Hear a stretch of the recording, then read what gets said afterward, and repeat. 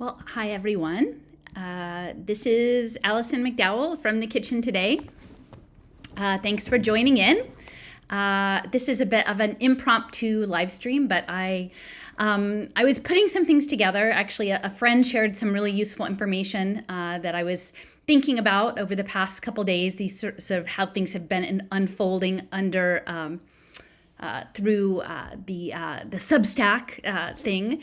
And, I've been really interested in trying to figure out sort of the nature of what was going on and looking at it as a case study in a lot of the things I've been researching since the fall around emergence and complexity and stigmergy and the ant computer and social computing and messaging, and then all the way back to this idea of sort of cognitive domain management, right? Like how we're being steered in digital territories in particular, but then that does carry over to our actual real lives.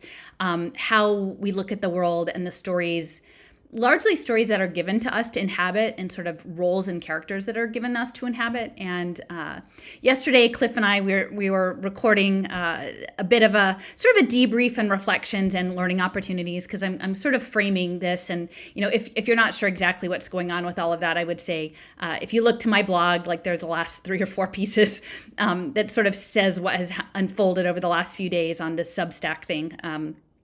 Which I now, I only created a Substack account to address this situation, and then I deleted it. So it's not, but anyway, there's documentation there. And what I want to do today is not so much, there are particulars about the context of that situation that I want to explore, but it isn't really to, I'm showing up in this discussion and the conversation I had with Cliff yesterday, and it's still sort of ongoing, so we'll release that soon. But is really just to sort of think about and reflect on what it is, like what these tools really are, how they're actually used, and to what end. And I think this situation happened to me, so I can speak to it directly because I had my view on it. But I would say that it's very likely that similar things are happening across all sorts of other social media apps for all sorts of other sort of hive mind consciousness building, group think building, reality management structuring. And, as we move forward, we're seeing political candidates come on the scene and all this stuff. What I really think this is, and it has been, clearly for at least 10 plus years, a test bed, really like a behavioral management test bed that's involved in a lot of like testing of reality, testing of messages, this idea of really grounded in marketing. And, I know there are some people like Danny Katz, like this idea of like linguistic programming. And, there's all this stuff about like neuro-linguistic programming and how we use language and how we use stories to create realities. And people who are more attuned to how that works can create realities for people that maybe don't even know that that's going on. And so I think that what I'm trying to do in this discussion is really maybe explore some things, some ideas, and maybe look at some of the, it's almost like a magician, who's doing a trick, or someone who has like card tricks, right? And there's, you can get really absorbed in the performance, right? To the point that you just sort of lose track of yourself. You lose track of what's going on, and you're captivated by the performance such that you're sort of drawn in this unthinking way. But if someone points out the trick behind the trick, someone says, oh, I think it actually this is how they do it, right? Then it's hard to go back and see the magic of it anymore. And part of when I waited in I waited in for 2 days on that Substack, and it really felt like in some ways people were operating without full cognizance of their own agency, almost like they were enchanted, and I'm not saying that the person who ran the Substack was intentionally enchanting them, but just that they were sort of bumping along. And this is sort of where we're going with the ant computer, is that we inhabit spaces that have social socially constructed rules, some of which are overtly conveyed and some which are quietly conveyed. And our behaviors in these digital spaces are governed by the rules spoken and unspoken. And then we try to sort of jostle ourselves in the pecking order to sort of find satisfaction in being part of that community. And I very much saw that. And so this morning when I was trying to sort through it all, well, actually yesterday, I want to start off. So this is a quote, and I'm sorry if it's a little crowded today, but I couldn't find a good way to situate the screen. So we'll just deal with like the smaller section of the presentation, and hopefully that's okay. Someone who follows me, and I actually, we collaborated together for a bit on one of these other platforms, goes by Quantum Heart Cafe, and shared this comment on one of my blog posts about what had unfolded under the Substack. And I thought it was so excellent because really this is like the optimum, this is like the best scenario, is that when you can create a space that people as peers can collaborate around ideas, then you really start to build like some synergy, and it's excellent. So I have been talking about the ant computer, and a lot of that came out of my friend Steffer. She used to blog at A Piece of Mindful, her work around artificial pheromones and stigmergy, and I realized that was really important, and so I was doing some work into that. And then Quantum Heart Cafe, I started a read aloud. I haven't finished it yet, but of Oliver Reiser's World Sensorium, because I thought it was really important. So Quantum Heart Cafe got their own copy and was reading it and really thinking about this idea of the omega point and convergence and the world brain.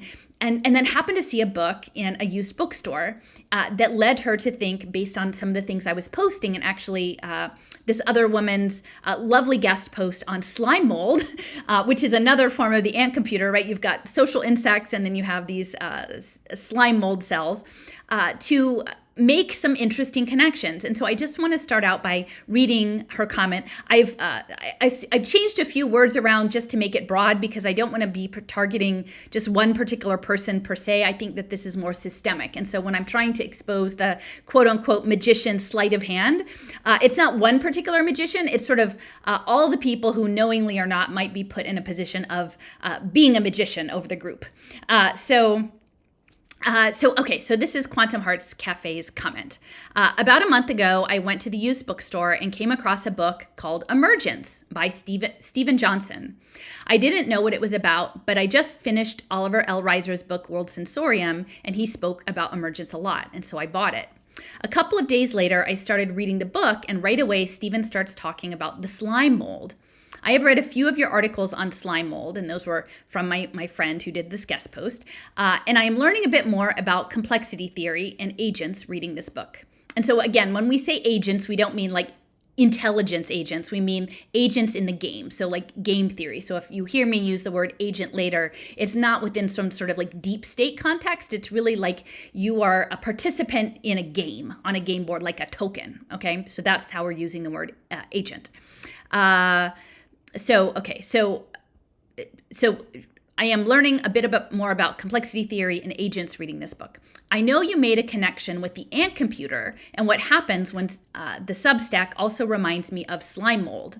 In Emergence, the book, Stephen Johnson talks about how individual slime mold cells trigger the formation of an organism by emitting something called cyclic AMP, like a pheromone. And those with the most cyclic AMP, I wonder if it would be the equivalent to influencers attracting an audience, they could attract enough slime cells to make an organism. And then I think about Oliver L. Reiser's Polarization, and I think he also talked about a substrate that the polarized cells live in. And I think about how social media platforms are sort of like a substrate where more polarization can occur. And that's really, I think that's really important, this idea of emitting energy or emitting pheromones and how that impacts the influencer class, and that you're attracting, right? You're attracting an audience, you're attracting readers. And when they come to you in the format, and this is something Cliff and I talk about in our conversation, it's sort of top down, like there's, or it's more centralized. So there's, unlike maybe Twitter or Facebook that's more distributed, a Substack is someone's sort of intellectual property. It is their little walled garden that they invite people into to do the thing. And so there is an influencer at the top, and the person with the most cyclic AMP would probably start drawing more and more audiences. And of course, maybe with help from some algorithmic management too. I mean, that there's both of those things. So, and if you get enough, if as an influencer agent, you get enough additional cells to group together around you, you can create your own organism. And I feel like maybe some of these Substacks are creating their own organisms that are perhaps have a certain function behind them, a certain driving goal, although it may not be clear what the goal of these various things are. And so a key part for me in sort of stepping away from polarizing political rhetoric was Oliver Reiser's book, World Sensorium, and how he talked about social physics and the polarity among groups driving forward this agenda to what really looks like the omega point, right? The Teilhard de Chardin's omega point, a unified consciousness. Now, Oliver Reiser describes it as we are neuroblasts of a world sensorium, or you could say we are slime mold cells of the noosphere. But it's a similar thing. It's bringing people together. It's bringing people together in that way. So you've got someone who is transmitting some sort of energetic impulse that is strong. They're aggregating people to them, and then they're steering them. They're directing them, because the purpose of the slime mold example is that there's some sort of environmental trigger that means that they have to relocate. They're on the move, right? And so there's the idea of assembly and then move. And so what I might pose is that in these Substack spaces, there are people, and it's perhaps even the person who's the catalyzing force may not actually know where we're moving to, but there is this imperative to aggregate and move. And how that movement happens is through polarity. And so I think what really happened to me on the Substack is that inadvertently, based on someone, her name is Celia Farber, pulling up a clip that, her context is someone mentioned it in a comment. And so she pulled a clip of mine out that was a year old, and she sort of latched onto that to create a polarizing field.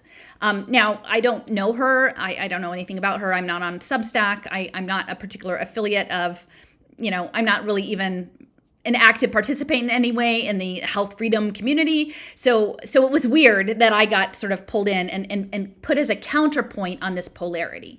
But the thing I noticed about Celia, and this is kind of interesting to me, is that her Substack photo, and I don't know, it's not her main photo. Her Substack is called like the Truth Barrier, which seems like an unusual name to choose, Truth Barrier. But when you click on it, the little placeholder, like on the tab, is this image. And it comes up, and it's clearly an Aurora Borealis. And in this way, the Aurora Borealis has magenta and green, like bright magenta and lime green. And we know that magenta is sort of an encoded color, and then green is the opposite on the polarity there. So you almost, even in the image that she's selected, have this polarizing feeling to it. And then Quantum Heart Cafe finishes, it says, it seems influencers are like an individual agent or cell that send out a signal or pheromone on behalf of a larger system, which the individual agents in the system are not aware of, and gather individual people to a group and steer them where the system wants them to go.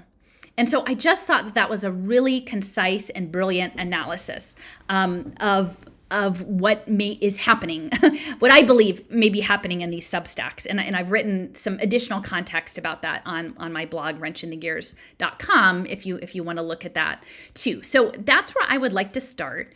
And then this morning, a friend, we exchanged information, and this person had sent me a paper that was real. Well, actually, it wasn't this paper. It was, I think, a different entry that described this, but it was something called the Elaboration Likelihood Model of Persuasion. the elaboration likelihood model of persuasion. And it was from an organization called Behavior Works Australia. And I started looking at it and I was like, wow, this is actually packed with a lot of really useful information to understand how we're being managed in what I'm calling like these digital sandboxes or these digital walled gardens. There's a science to it, right? And that's one of the things when I had weighed in briefly on the Substack that I was trying to explain to people about the game theory and decision theory and management and choice trees. And there's a whole science that really has come out of the Cold War game theory. So for 75 years, they've really been refining these games of social behavior and individual choices in societies, and they know how to game people. And so it's a game, and I kept saying, hey guys, you actually have to understand the simulation. I'm wondering if this thing that's actually unfolding is part of a simulation. It feels like maybe it could be a simulation. And then it was like everyone was blank. I mean, not everyone, a handful of people engaged meaningfully, but the vast majority, and there were hundreds and hundreds of comments on this blog, and then there was a follow-up blog, and then I dropped off, and then she did a couple more. So there are many, many, many people engaging, but they simply didn't have the capacity to engage with any of the material that I was presenting.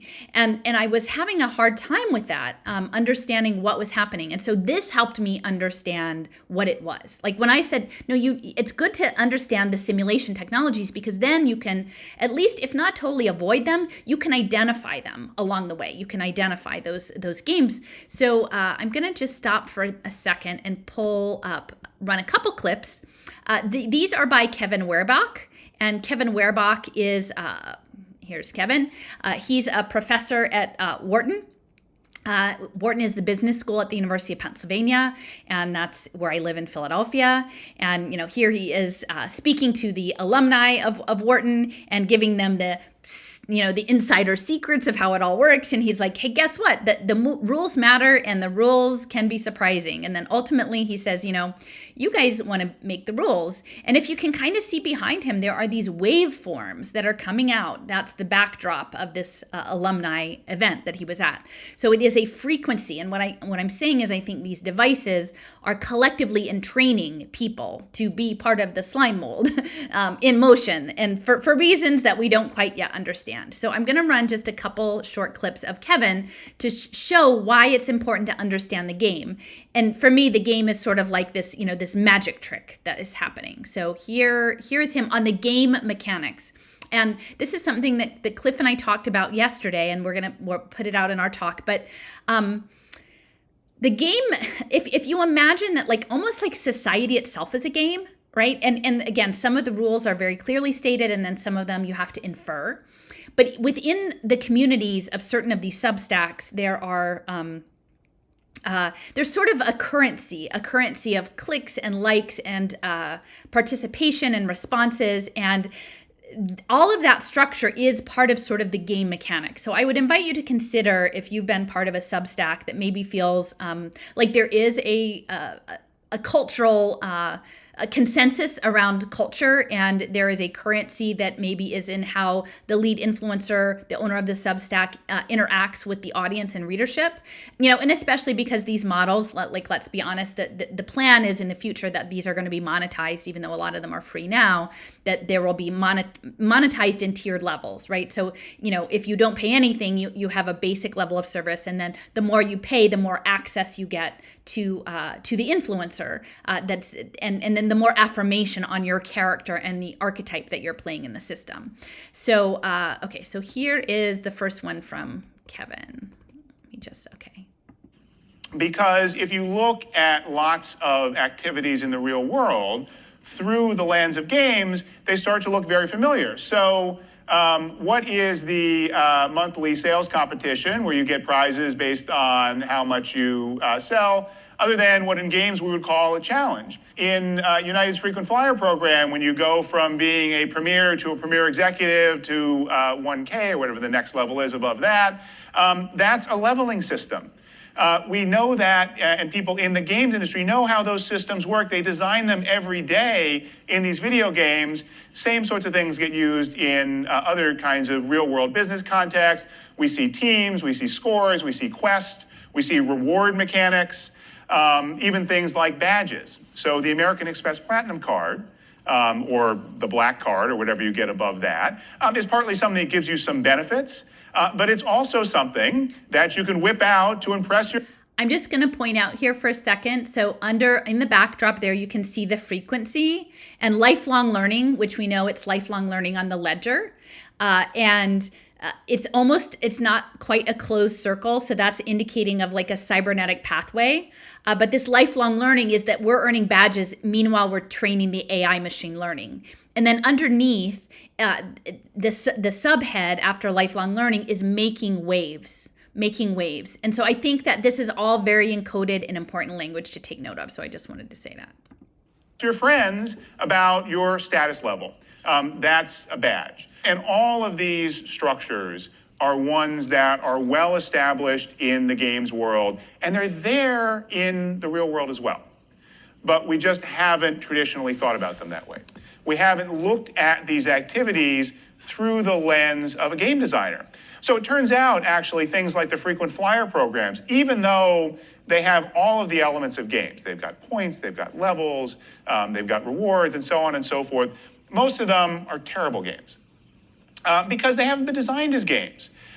People do them to get the rewards, they do them to get the benefits, but they're not designed to be fun. And what we're starting to find in the work that I and others are doing is that if you learn from and bring in people who have expertise in game design, in making things fun, it leads to real benefits and real increase in the engagement level and the business metrics.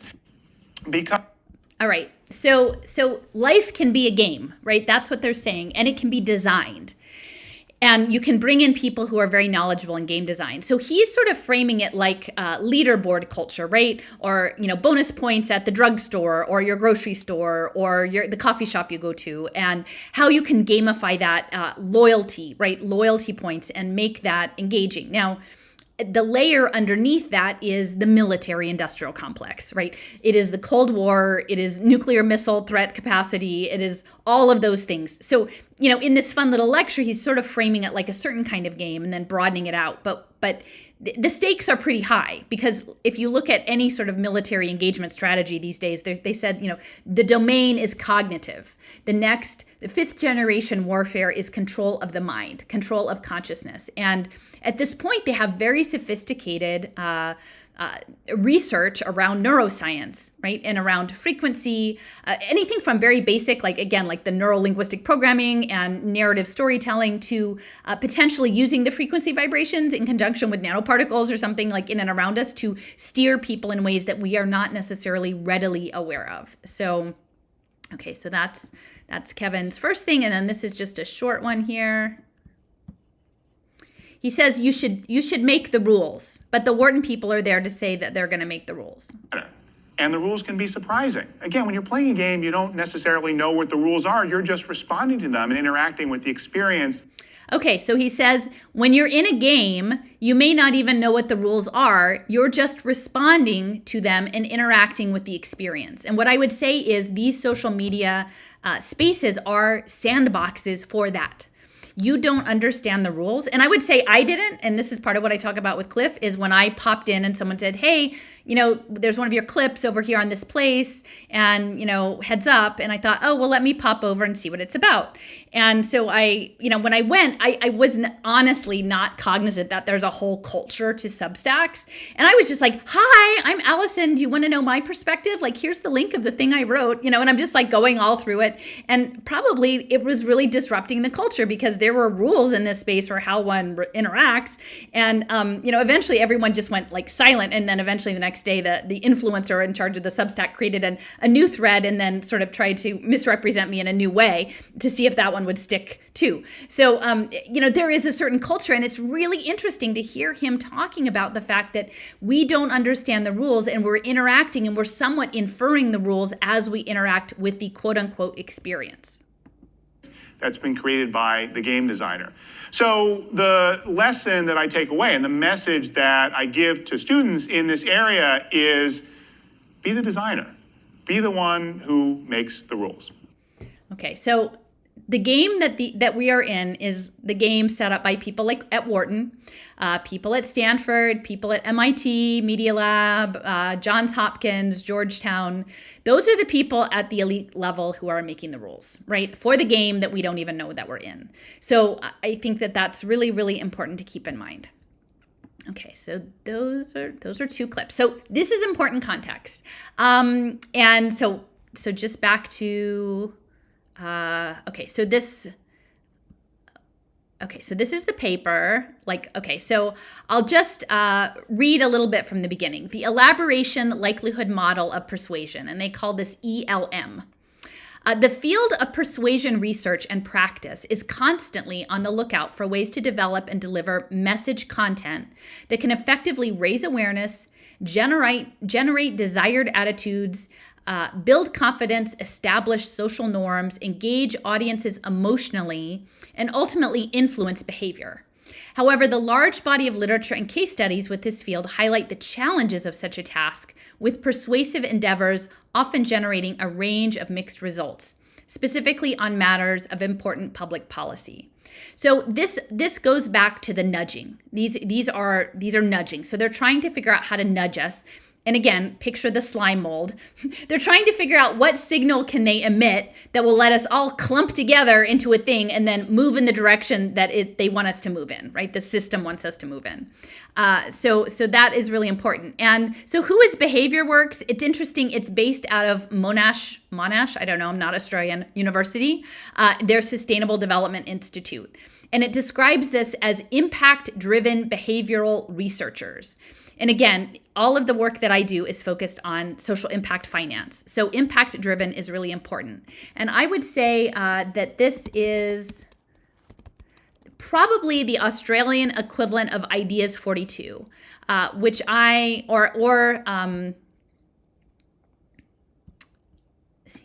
see. So Ideas 42, which is a behavioral nudge unit type project. Well, they also have, let's see, the behavioral,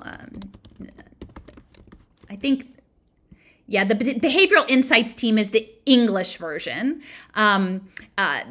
So we are the original nudge unit. So they're the original nudge unit. And then we also have Ideas 42, which came out of Harvard, and it's using social science to steer behaviors. Now, I will say I have a friend who was just coming back from the AERA conference in Chicago, again, commodities futures trading. And I think AERA is like the American Educational Research Association, so social science. And, downtown in these convention center areas, because it's a really big conference, they'll have banners, right? So there might be a custom banner up for like, hey, welcome ARA people on these dates to Chicago. But the photo that this person sent, it was actually two banners on the same light pole. So it was like two narrow banners, one on one side, one on the other. So the other one was like health, I don't know if it was health economics, but it was definitely like health data. And it was HIMSS, which is one of the central health data analytics. Let me see, little sis. No, it's stewards of change. It was connected to stewards of change. And human services standpoint. Oh gosh, Health Data Consortium. It's one of the big health interoperability programs. HIMMS.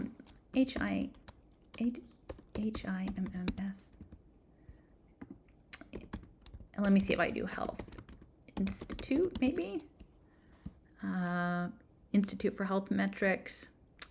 It's not coming up. Maybe HIMSS. A Healthcare Information and Management Society.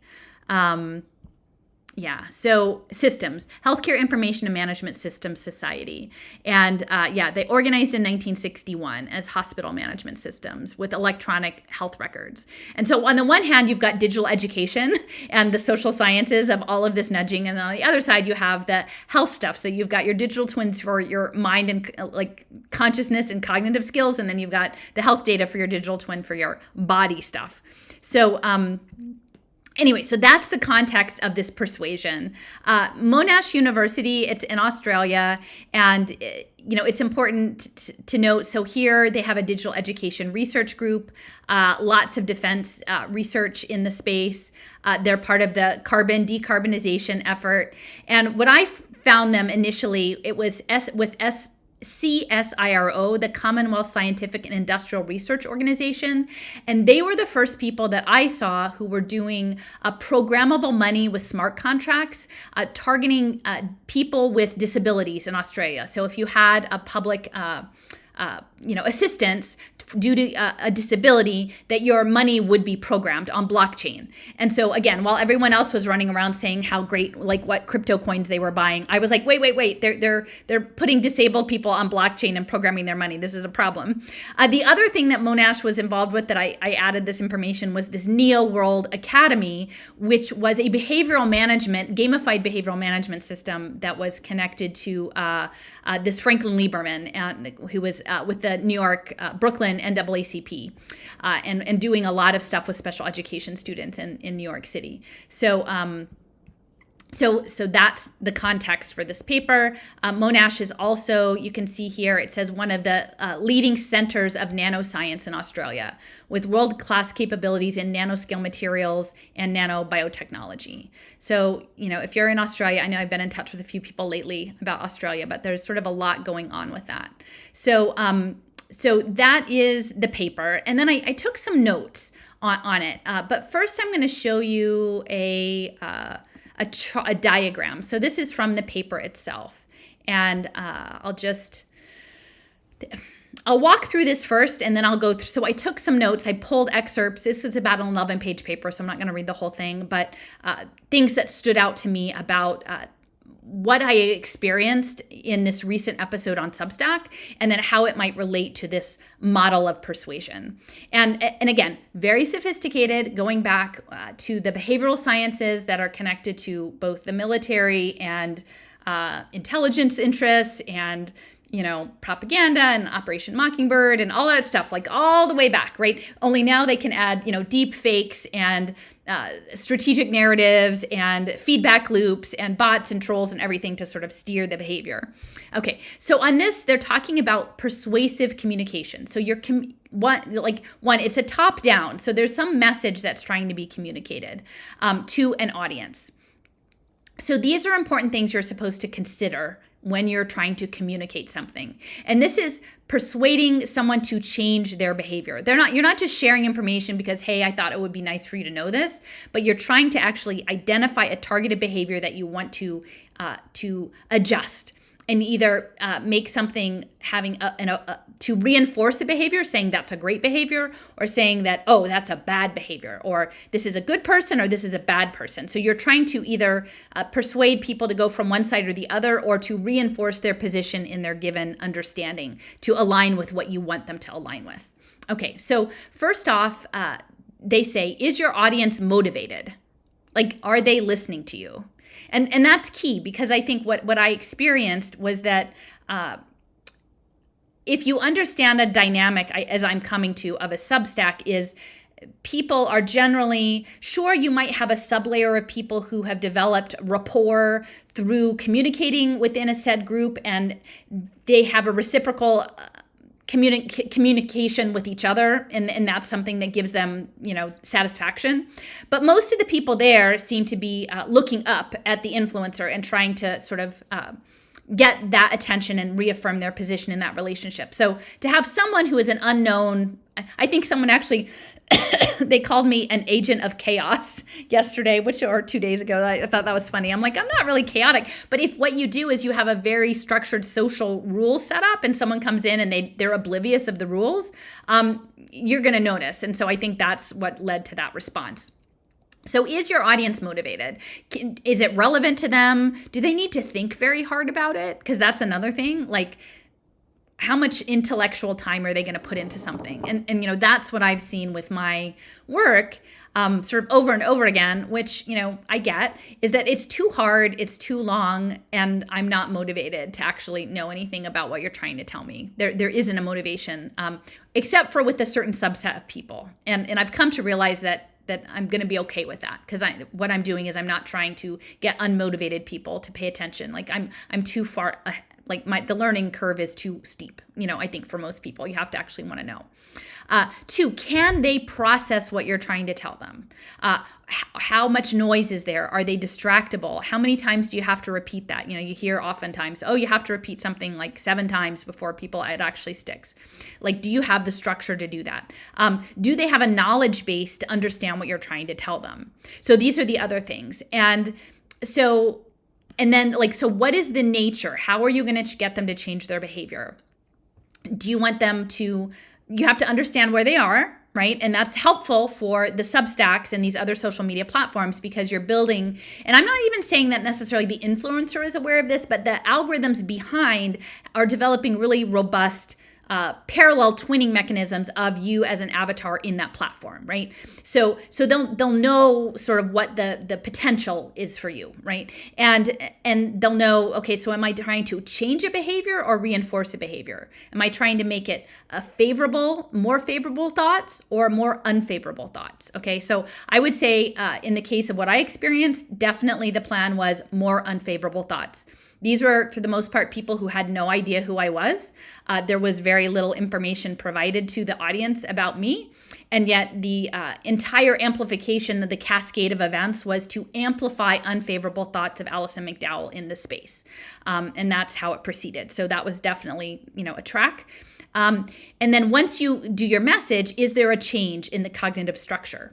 So you need to be able to measure that. And that's why all of the social relationships have to be put into the digital walled garden so they can measure. So where were you before? We did an intervention. Where are you now? Okay. And if they can get it to stick, if they can actually get it up into your higher order thinking, then they call this like a central attitude change.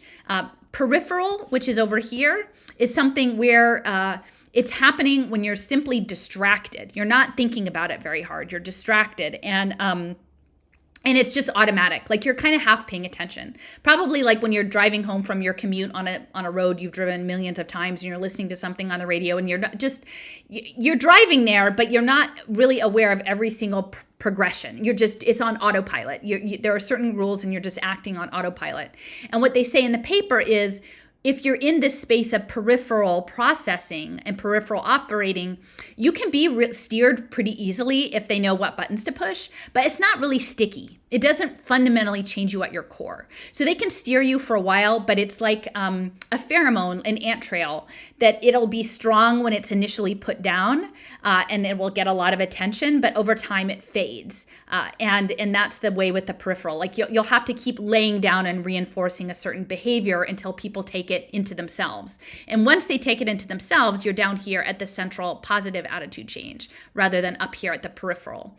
And it's interesting because several people have told me there's a TV show out now called Peripherals, which I don't know about, but I think it might be people who are supposed to sort of like put themselves in other people's consciousness or something like that.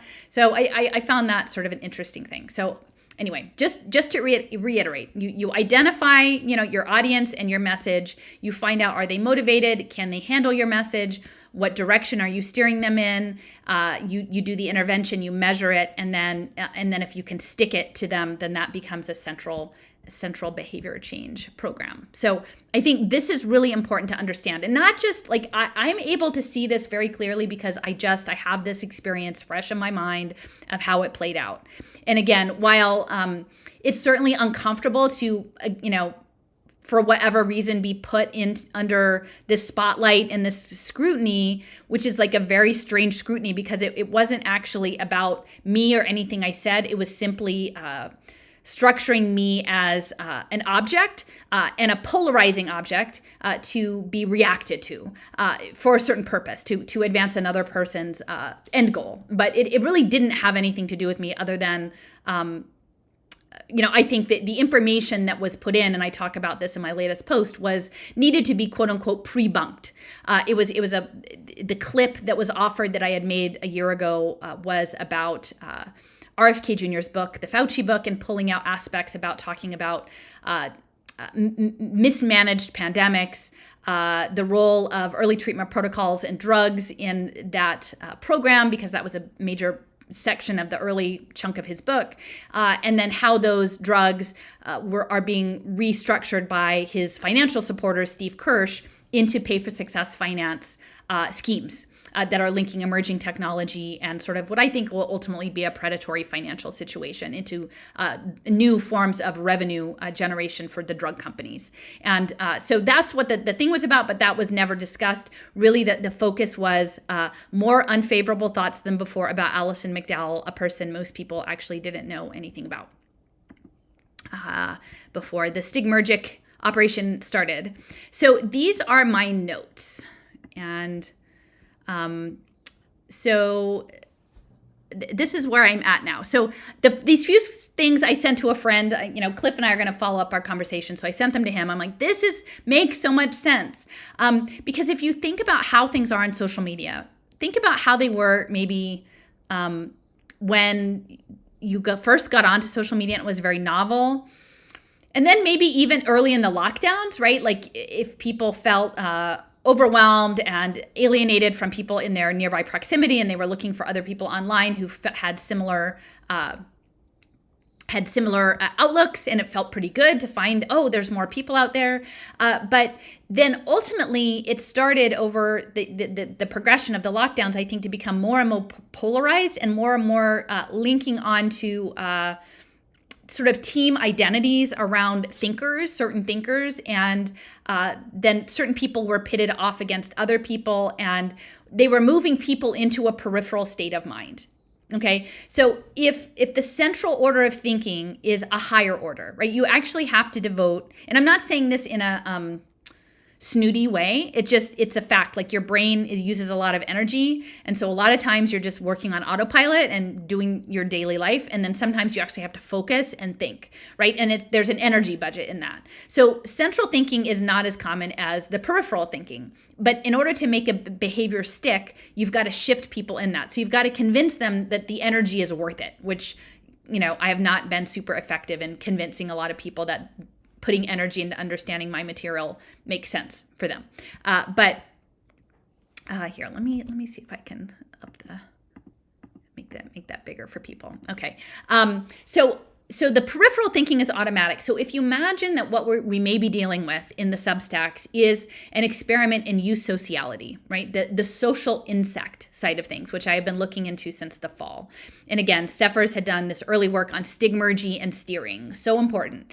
And so looking at the ant computer, the bees, the termites, the social insects, and how swarm intelligence and this idea of sort of unthinkingness, because that's the part of the thing about the ants, they're socially conditioned and individually they're not super bright or creative, but they can be brought together to create really complex structures. And so if you imagine that from a digital standpoint, that you've got a lot of people who are brought into digital sandboxes or digital walled gardens, and you decondition them away from central thinking, you give them lots of, clicks and likes to outsource their thinking to other people. And then you reinforce that, because if you do the outsourcing of your thinking to other people, then you get to be part of the club. And then you get to, in the club, you talk about the hero or the influencer that you all like. And then that is reinforced. And then eventually you're spending all your time chasing these new influencers, which there's an explosion, right? Like there's so much. And I even saw this early on around impact media. They talked about the importance of curation, that in the future on blockchain, you would have tokenization of people who are quality, quote unquote, curators. But what it means to be a curator is ultimately to shape a reality, to shape a story for a given set of people. And so if you're curating for someone else their story, the people who are inhabiting that story have kind of outsourced their agency to you as the story creator. And I think as the blow up, because the Substacks and the shifts to Rockfin and these other alternative platforms happened after the deplatforming, I think that those were ready in the wings. Those things, Substack was started 2017, 2018, but it was getting out the kinks and then ready to do the capture in 2021. And I think that's really important to understand. And I'm not saying that the people who are on those platforms are, terrible people. I wish they would understand better about how the blockchain stuff is about signaling, and then take into account things like these really horrible things that are coming, that the digital twin is going to be built on blockchain. But I think that they were steered there on purpose. And so Substack is a part of that. So they would like people to stay in the peripheral, because then they are steerable and they're listening to influencers and they're defending their team rather than thinking about new things. And this is another something I've talked with Jason about in the past. I said, I don't, and there are people, including people that I used to know and feel like I was pretty close friends with, who mostly have not moved on conceptually in 2 years. Now, sure, they'll take in a new bit of information and add it like something new from World Economic Forum, but they're not foundationally developing new frameworks or concepts. They're just adding little bits to the framework they've already been given. And I think that's by design. I think the World Economic Forum itself, the people who are glomming onto them as the enemy per se, and I'm not saying they're the good guys, but if you create that as a magnet, an attention magnet, then you can hold people in that sway, right? And then they don't look at anything that's not coming out of that source, if their whole identity of how they understand it is focused on that. And so, I'm not trying to say like I'm superior, but like, I have people that were like, oh, I used to follow Allison. I just don't so much anymore. But what they don't realize is that probably every 3 months or so, I'm developing a new chunk of understanding. So I came into it with social impact finance, but then, moving into youth sociality and now looking at direct applications of this cognitive domain management. This is important. We have to deconstruct how they're doing it in order to diffuse it, I think. And so unfortunately, a lot of attention, the attention economy, is being given into fear porn around like the next info drop from the World Economic Forum, rather than to figure out like, let us look at the scientists who are setting up the steering influences. Let us look at the nanotechnology research. Let us look at the places in our own backyard. And I'm very grateful for the people who've been sharing their letters from the labyrinth about where they are, because that's, I think, how we're going to get out of this. And I'm not saying this to, diminish other people who haven't like kept moving, but I do find it strange. And again, this is part of my motivation. Why is that? How have people been contained? Because I don't think it's something that they're not smart or that they're not good people, but there's something that's containing them, and I'm trying to figure it out. So this is part of the figuring it out thing. Okay, so the other thing that I've been talking about is like, do your own research, right? Sure, look at other people, but steer yourself.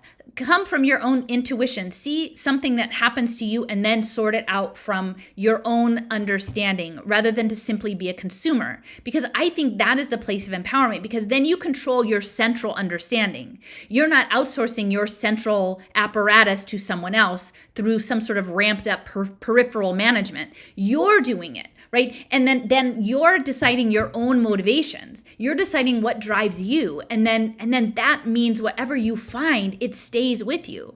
And I've had people, occasionally say, I don't know how you hold all of this stuff in your head like this so hard.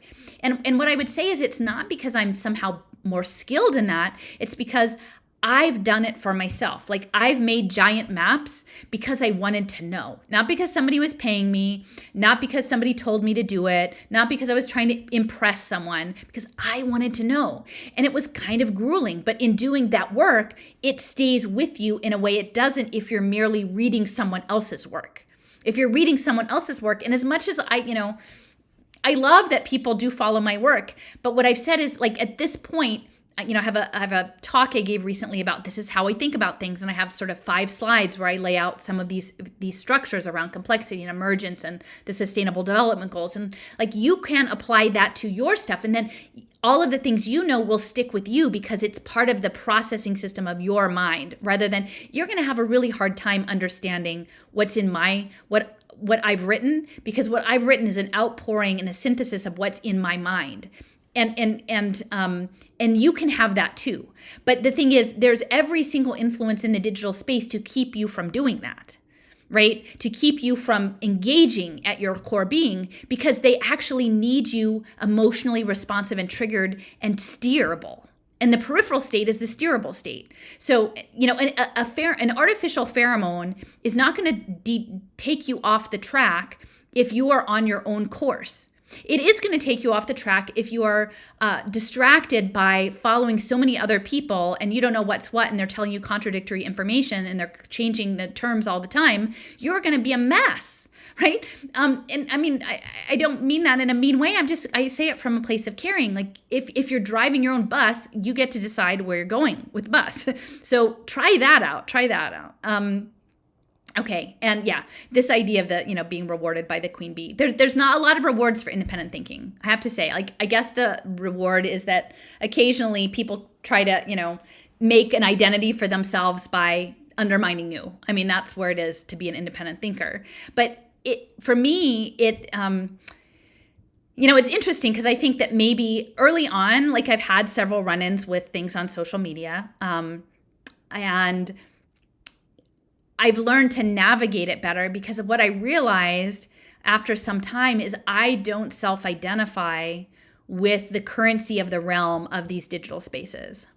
I'm not actually looking to be friends with the queen bee and sit at the popular girls table. Like that's not what drives me, right? And I know that about myself. And I know that increasingly, and I still haven't gotten around to doing my UN talk, but what drives me is feeling like my agency is to set intentions in the world and tell stories about the places that affect me and put the story together for other people and feel like in that we can make change. Now, I'm not saying that nobody else's change is valid and that you couldn't, people feel this way or that way about politics. That's not my bag. People feel this way or that way about legislation, about, certain kind of activism intervention, certain about of like escape routes or prepper culture or whatever. And there are a lot of different things, but for me, and none of those felt right for me. And I knew what felt right for me, right? I knew that I wasn't going to try on a costume that was uncomfortable for me. And so when I realized that I think what this is an engagement around spirit, an engagement around soul, an engagement around energies. And I think these people, whether you're coming at it from an esoteric end, from a nanotechnology biophysics end, there's something else beyond what we see. And so we can access that too. So, I'm not telling people what to do, but for me, when I realized I don't need to seek validation in those spaces because it's not my game, because I can't win that. So anyway, so that's that. Okay, so so the closing line of this article I thought was really interesting. Okay, so again, this is how they close out the thing. Models such as the ELM, the elaboration likelihood model of persuasion. So models such as the ELM highlight how mass media and other forms of influence involve a complex web of determinants, variables, and processes. And the extent and nature of a person's thought response to external information can at times be more important than the information itself. So just think about that, okay? Mass media and other forms of influence. So this is all of the social media, right? There are all of these complex variables, right? Now they're building digital twins of you through the back ends of these platforms, right? And they're baiting you. Every day is baiting. Every day, this is like the supreme behaviorist toolkit, the supreme Skinner box, right? But we've agreed to be in it. I mean, that's so, I would say the really, I'll be honest, the things that happened to me over on that Substack were pretty unpleasant. And I think they continue to be pretty unpleasant because people are building their identities in opposition, polarized opposition to what they think I represent. And that never feels good. But what happened is that those people are caught in the web of response behavior tracking reinforcement, right? And these things they're outrage machines. I mean, I'm not the first person to say that, but they're emotional outrage machines. And the more outrage there is, the more eyeballs, the more clicks, and it amplifies it and escalates it in really, really dire ways. So imagine that they're feeding you bait, and then how you respond to the bait, whether you take it and run with it or you ignore it or whatever, is all built in. And what they're saying is, I mean, what did McLuhan say? The medium is the message. Right? It doesn't actually matter what the message is. It's the delivery mechanism that matters. The medium is the message. That's what they're saying. The responses to the information are more important than the information. That's it. That's what he said. So I think that is what we need to understand. And for me, this really hits home because, one of the colleagues of Kevin Wereback, which I think I forgot to include. Okay, so Wharton Business School, they've got their Wharton Neuroscience Initiative. Okay, you can see there. So this is, University of Pennsylvania. And, for anyone watching, I have a master's in historic preservation from Penn. So it's my alma mater, right? It's the largest private employer in the city of Philadelphia. And so this is my backyard. This is what I'm taking to task. And so they're focused, this is the business school focused on neuroscience. And they're talking about better business through brain science. And they're really working on neuro-economics. And that's important to understand because that's connected to blockchain. And one of the individuals who's working on that, his name is Michael Platt. And you can see he cross-posts with marketing, psychology, and neuroscience. And he operates out of Huntsman Hall on Walnut Street. And that's one of the Wharton buildings. They have several. And it was funded by John Huntsman of Utah. And they made their fortune in chemicals and styrofoam. So that tells you a bit about that. And then the overview about his lab, he works on the brain's decision-making processes. And he has these various appointments, and some of his videos are the science of neuro-economics. And sort of the father of neuro-economics is Paul Glimcher. I'm going to talk about him a little bit later. But the neuro-economics of innovation and the science of friendship. And so they're keeping track of all of this information. Again, not to make good business, right? But to drive people towards the omega point, to drive people towards hive mind consciousness, to drive people into forsaking their identity towards the collective. And I think what I find really staggering is that within these Substacks, people who at the beginning of the lockdowns were just freedom, freedom, freedom, and agency have chosen to retreat into like really reductive, bitter communities that are point fingers outward and double down inward. And so they've actually created their own collectives. They're so anti-collective, and yet they've created their own digital collectives, so such that they're so siloed, they actually are losing touch with any reality that is not digitally mediated, unfortunately. I mean, I'm not going to say that's every single person who's in these spaces, but a lot.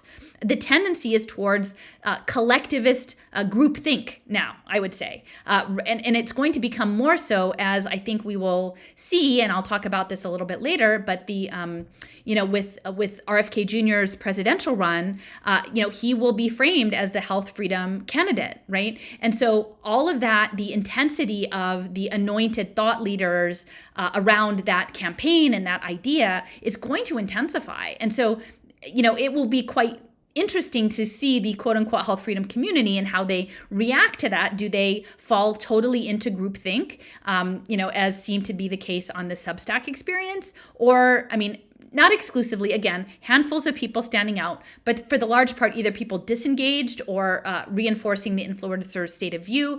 I think we need to see who are these appointed influencers and how did they get to the positions they hold, especially often since they come from backgrounds that are not like me, a mom sitting at a kitchen table, but very deeply embedded in the structure themselves. And we're being sold, a story, right? A story about, they've woken up, and it's how good is it that we have the experts now who can see the error of their past ways and know the ins and outs as an insider and bring their knowledge into the system. That's the story. I would say for the most part in my experience in activism that the story of the change of heart is to be questioned sort of at all, a lot. We need to sort of question that. So, and I'm just going to go over here to the neuroeconomics map.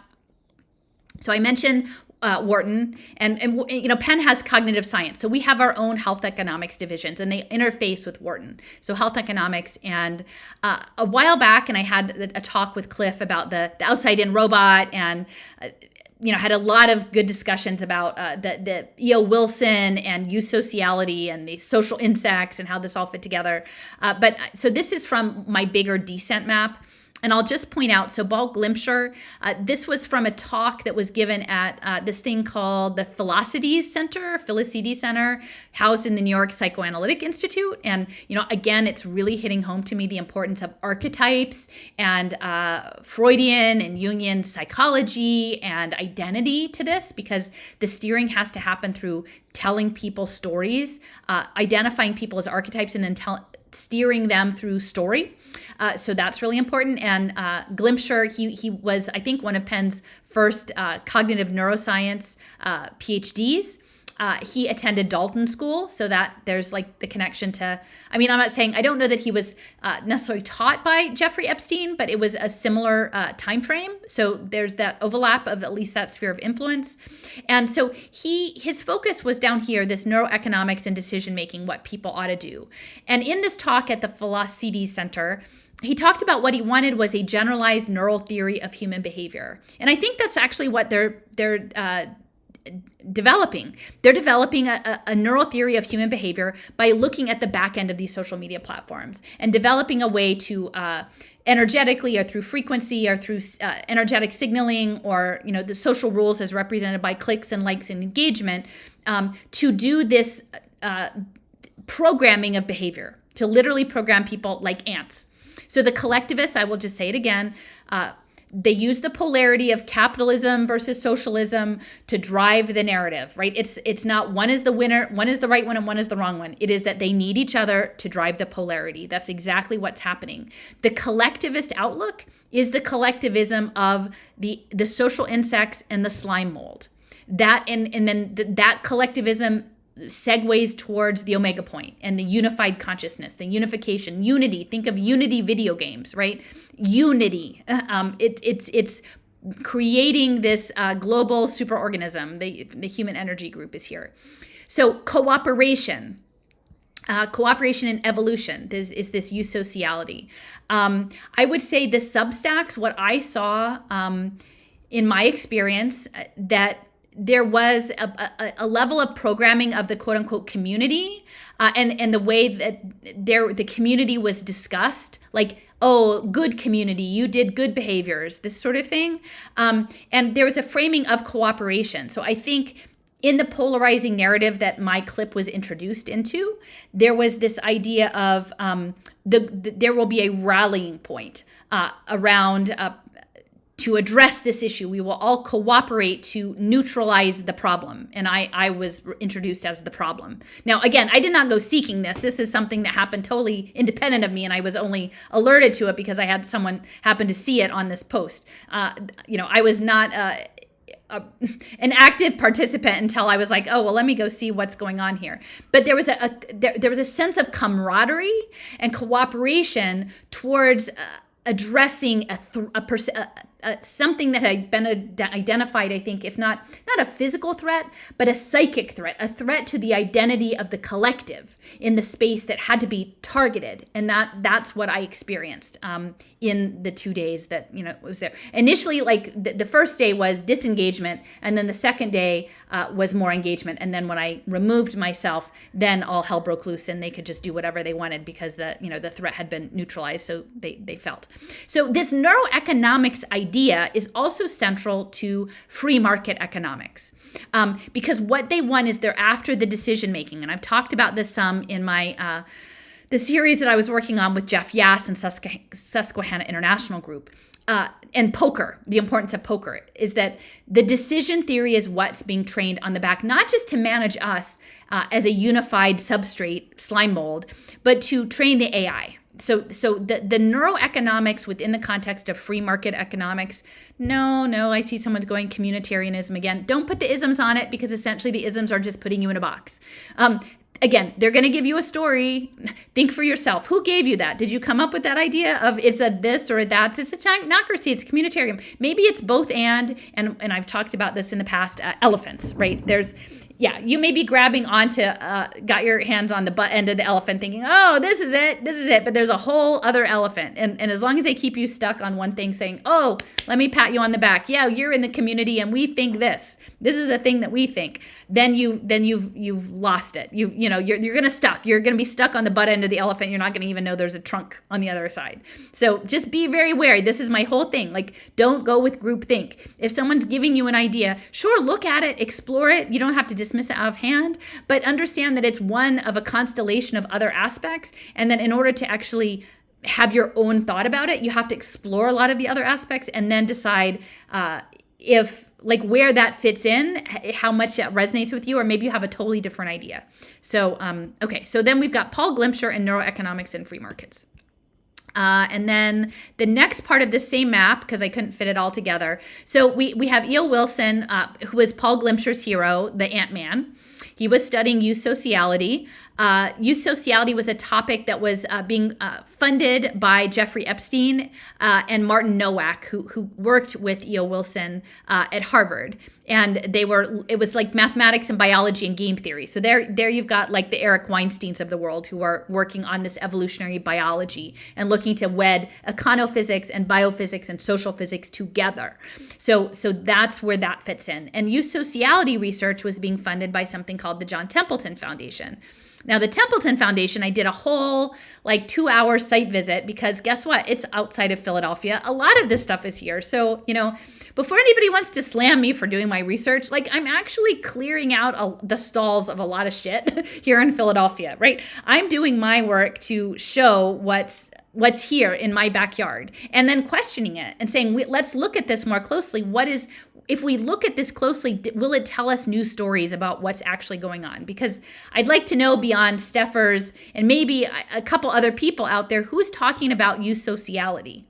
Who is talking? Have you ever seen anyone talk about that, right? Very small numbers of people are, I know Sebs has been talking about complexity theory and emergence. So a few, there's a handful, but not many, right? And I feel like this is a much more, because this actually isn't super polarizing. There isn't someone who goes, well, darn it, I love ants. I mean, I'm not saying you should hate ants, but there aren't people who are super invested in ant culture that would say, yeah, I totally think that the next generation should be trained to be ants, right? But if you pick another ism, then immediately the ism that is opposite your ism is going to fight you about it. They're like, nope, it's my ism. Nope, it's my ocracy. No, it's my ism, right? But if you said something like, oh, have we thought about maybe it's an ant computer? Maybe this is what's going on. Look, I have all of this information about these banking interests and these biologists and these mathematicians and these business people. Maybe it's ants. And then you could try that lens on and go, huh. Now, I'm not saying it's only youth sociality either, but when you get that lens, you can look at a lot of things you've been looking at for a while and things start to become clearer into more focus. So then the other thing about the Templeton, so you've got the Templeton Foundation here. And remember, he was funding youth sociality. They worked very closely with the Fetzer Institute. And John Fetzer was the guy working in spiritualism and contemplativeness and mindfulness. Now, they've both since passed, but they have a bunch of money. John Templeton created mutual funds, and he was knighted by the Queen and moved to the Bahamas. He and the Fetzer Institute have a lot of money, throwing it at things like theoretical physics, and religion and genius and free market economics, right? So they're about using the market to refine us into the space. And so Templeton was funding something at Chapman University, which I believe is in California, a brain institute, also with money from Fetzer. And they were paying this guy in 2017, Yuri Maoz, M-A-O-Z, who is a computational neuroscientist who was focused on morality and decision-making. And Chapman also in 2019 hosted a conference on neuroscience and free will.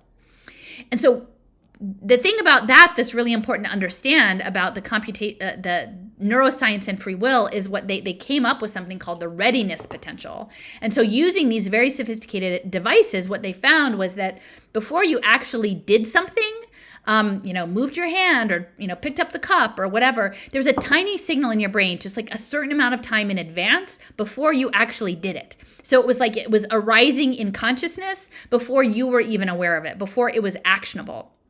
And this idea of ready potential is something like you can imagine if you wanted to rule the world and, in a totalitarian way that was kind of quiet, you would develop this stuff, right? You would want to get in between. What if I can get in between the idea where it's a concept of doing something is arising in consciousness, but I can insert my nanotechnology to steer you towards something I want you to do instead. That's mind control. That's like the premier level of mind control. And I think that's what they're after. Now, I'm not saying that they could definitely do that, but Fetzer is also studying funding Stuart Hameroff at the University of Arizona with Roger Penrose, and they're working in consciousness. And way back in 1987, Stuart Hameroff wrote a book called The Ultimate Computing, Biomolecular Consciousness and Nanotechnology. 1987, guys. I mean, look at that, 1987. So we're really behind the ball. We don't even know what's going on. And then I will point out that, like, if you were trying to get into controlling free will, not just through whatever central bank digital currency, but really at a very sophisticated level, also at Chapman University is this guy Tom Bell. And Tom Bell is a lawyer. And I know of Tom Bell because he was a presenter at the March 2022 conference in Provo, Utah, the Mormon Transhumanist Conference. And we went and we attended, and he was remote in because he was setting up charter cities in the Caribbean. But he was a lawyer who was working on quote unquote special jurisdictions, which would be these geofenced areas, and on internet law. And he had actually developed shopping carts of open source law for smart contracts for special exception zones. So if you wanted to control this, you would start setting up all sorts of overlays of special districts and smart contracts for new legal infrastructure. So, I think that is very concerning. And then on the other hand, on this map I often talk about Ocean Protocol, which is this marketplace for impact data to train AI for machine learning. And so they put the data in a box and they secure it, quote unquote, but people can pay to access it to run computations on. And the gentleman who was behind that, it came out of this thing, Big Chain DB, which is connected to Jim Brett.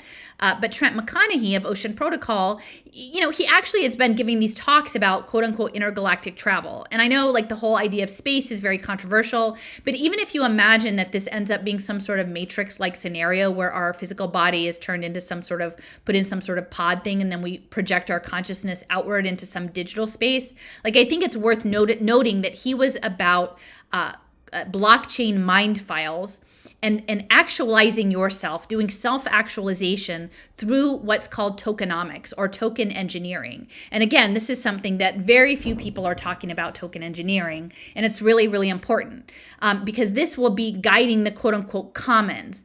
And later on, I'm going to show a clip about energy systems and things from RFK Jr., but he frames sort of changing up the energy field. And again, I'm saying this not as any kind of fan of big oil and not knowing that they're a core player in all of this. But the goal is to get it all into a circuit-based system so that they can use blockchain and smart contracts to develop the omega point, to develop through our digital identities and our smart meters and our devices and our Internet of Bio-Nano things to create this global superorganism that will happen through the energy grid, right? So as much as I'm not a big oil fan either, I also have a lot of skepticism around these new innovations in energy markets, and that's sort of the focus of this talk from 2012 that he gave. But the exchange of the tokens as a signal, as an electrical signal, whether that is a digital currency, whether that is a digital vote, whether that is a digital communication, is all part of the circuitry of the token engineering of the quote unquote commons.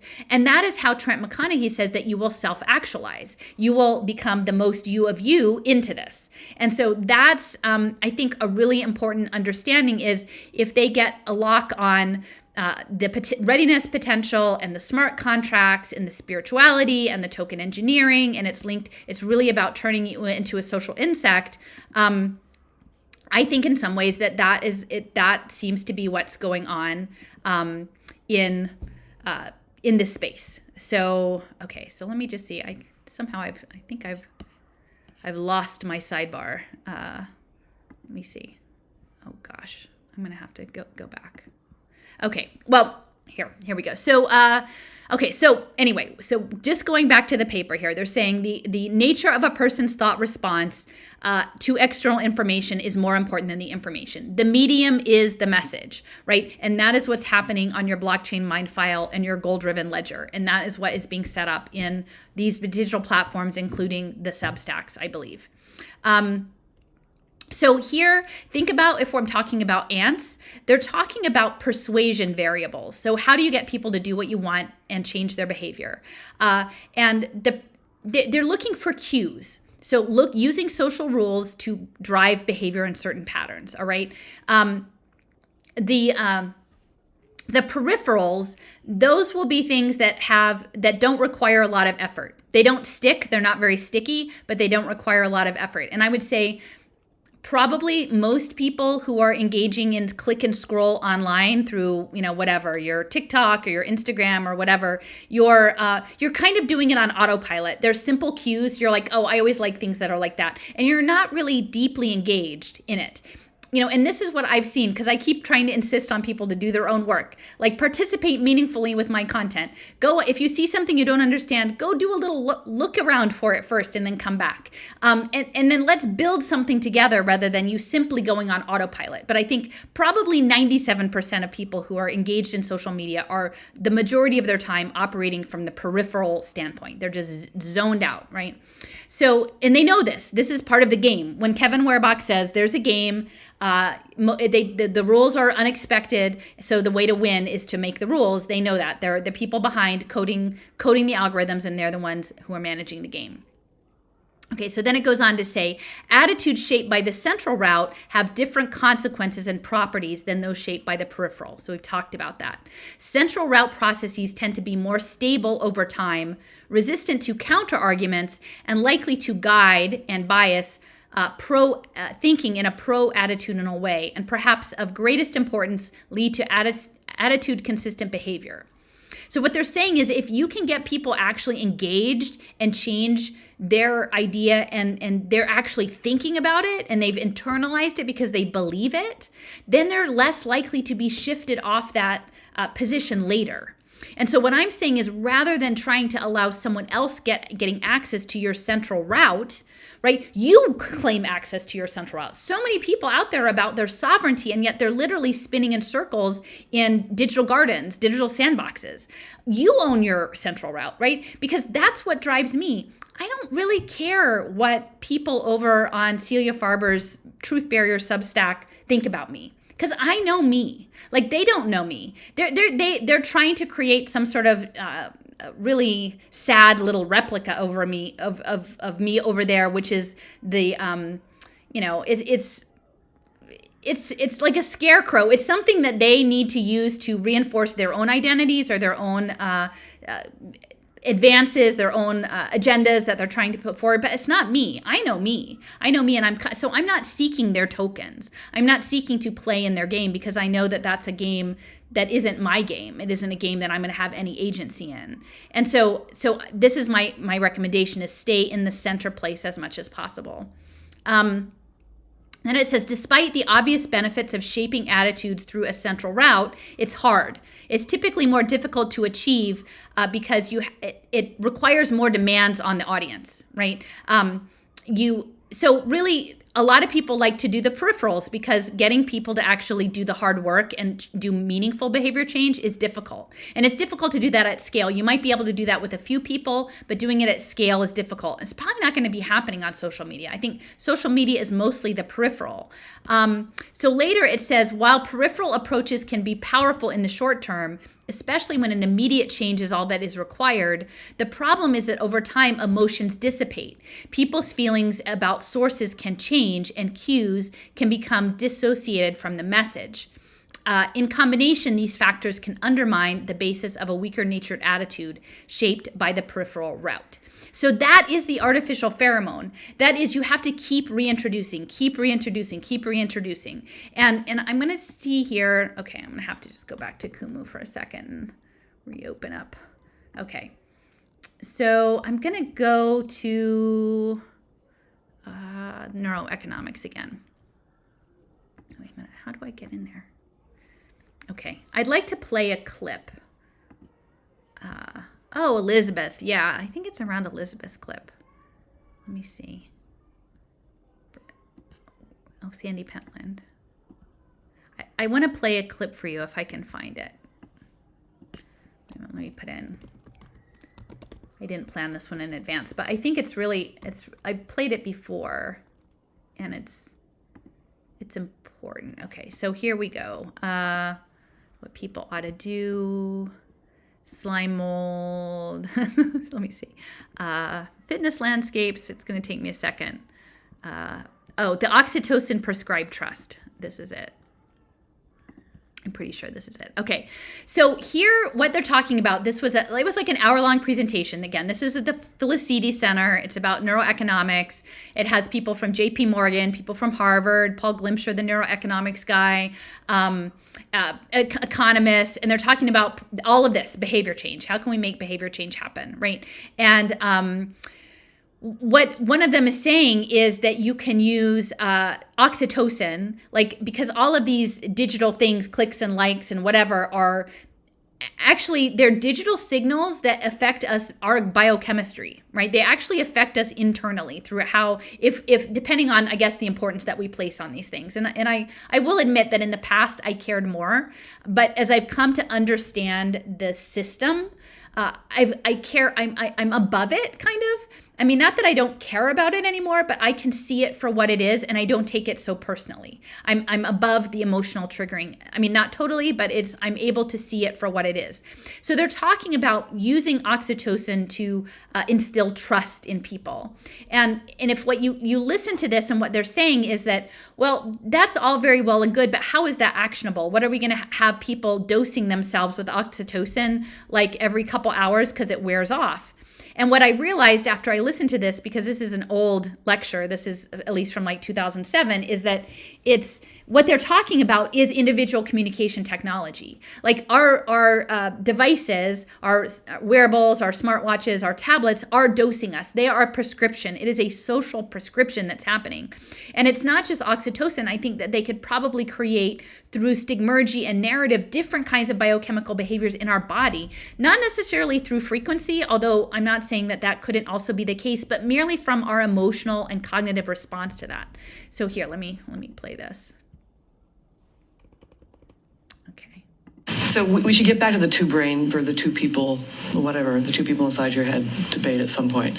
Okay. But for instance, we did a study where we had people learn through trial and error to trust somebody or not trust somebody. So somebody's going to reward you, they're not going to reward you if you trust them in an economic exchange.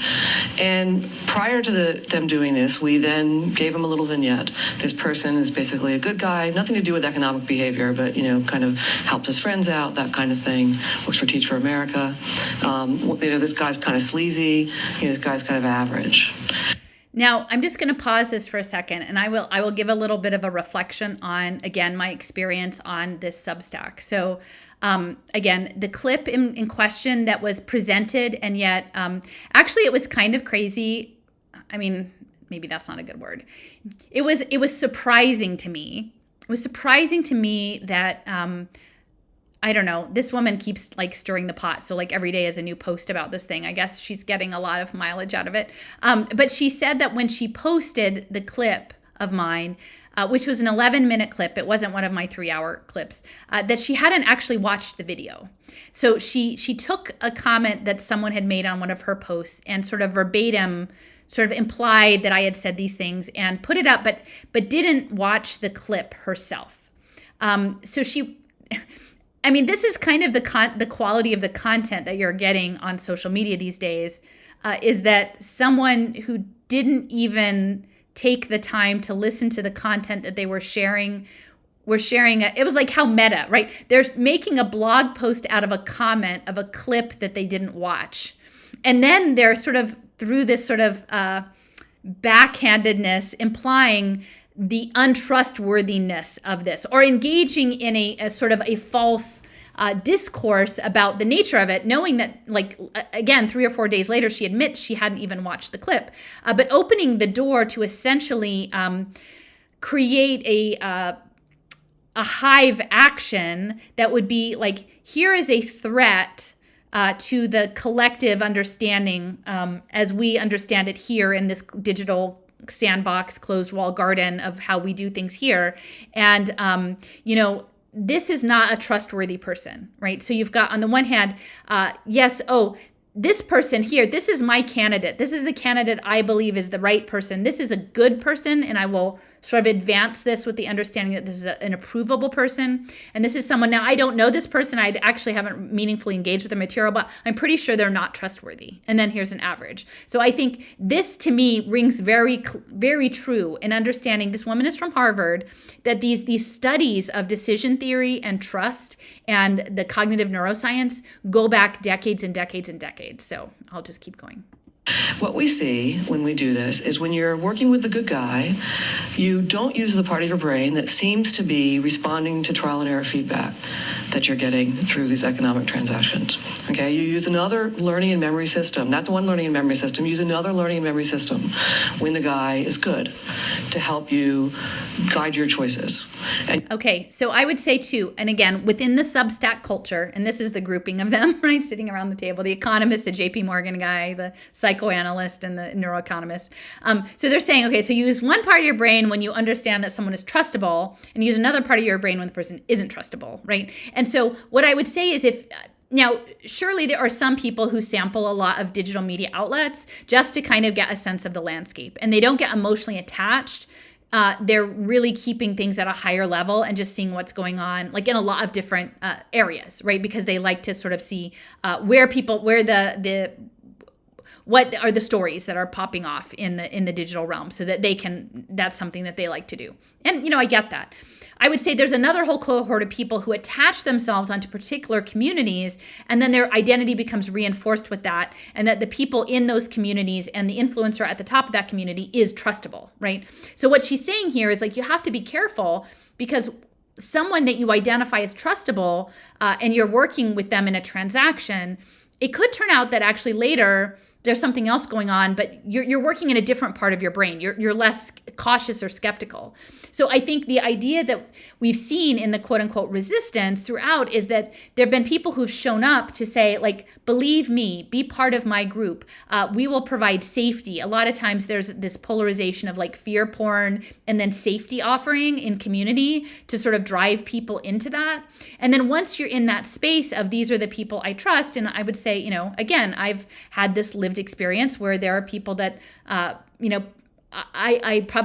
I trusted, and then it turns out things happened later that I was like, oh, maybe that's not what I thought was going on. I thought one thing was going on, and then there was something else, and then you've got to sort things out later. But they know, you can see in this room, this is at least probably a 10, 15-year-old clip, that they want the power of getting someone to trust you in there. And what is so ironic is that in this particular thing, one of the major funders was Bernie Madoff. And like when his Ponzi scheme went down, the whole thing collapsed. And then I think it reconstituted later as something else. But like, so they're sitting here, and actually Bernie Madoff is in the room near the other podium. And they're talking about like being the potential to be misled by someone that you're trusting. And literally like the clock is ticking. I think a year later, the whole thing exploded for them. So it's kind of interesting. And your choices don't change as much with a good guy, even though they're all reporting you to the same degree. Okay, so you can say, well, maybe we would have seen that in behavior, and we did. Okay, but we know something about how those brain systems work and what kind of information they encode and what kind of information they use when they're when they're driving behavior versus another memory system's driving behavior. This now tells us something. Again, notice the languaging, driving behavior. They know what drives behavior. That's going back again to the elaboration likelihood model of persuasion. They know this is a science. This isn't just a little thing. This is a science from the most elite universities who were involved in all of the Cold War policy and game theory all the way along, right? And we have no idea. Like, I mean, raise your hand. I was trying to have a conversation about simulation modeling in that Substack, and literally the only person who would engage pretty much said, too complicated. No one's going to know that. Too hard. I think I should just tell you, don't trust the mainstream media, and that's enough. And I'm like, if you don't realize they've gamed out all the options and how they're doing it, like you're a mark. You're a mark in this game. They know how to do it. And to say that you're not going to take the time to understand the game is pretty much just to give into the game and know that you're the mark in the game. I mean, if you're going to do that, I would say you should probably absent yourself from the game if you're not willing to actually understand how it's played. About the psychology that we wouldn't have known otherwise. We can take everything we know about those brain systems now and use that to understand why it is when it's a good guy, it doesn't bother you so much that he cheats you.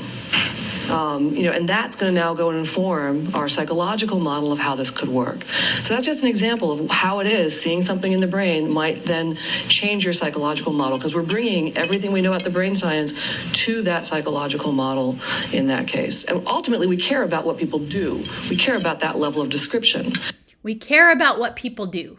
And so what I would also say is, and it's important to keep this in mind, is what's coming with the misinformation and the pre-bunking, because I would say it seems to me, and I'm not saying that this person did it knowingly, but there is a push towards curating reality, right? And you can hear it sort of, coming out of her mouth. We need to, there's two groups. There's trustworthy information, trustworthy people, and untrustworthy information, untrustworthy people. And the world is being broken up. There's so much information flowing, and that we don't have discernment. So you outsource your discernment to other people who guide you and tell you what's okay and what's not okay. Only, in the end, that they could be telling you things that would be not to your advantage because they know how to use that too.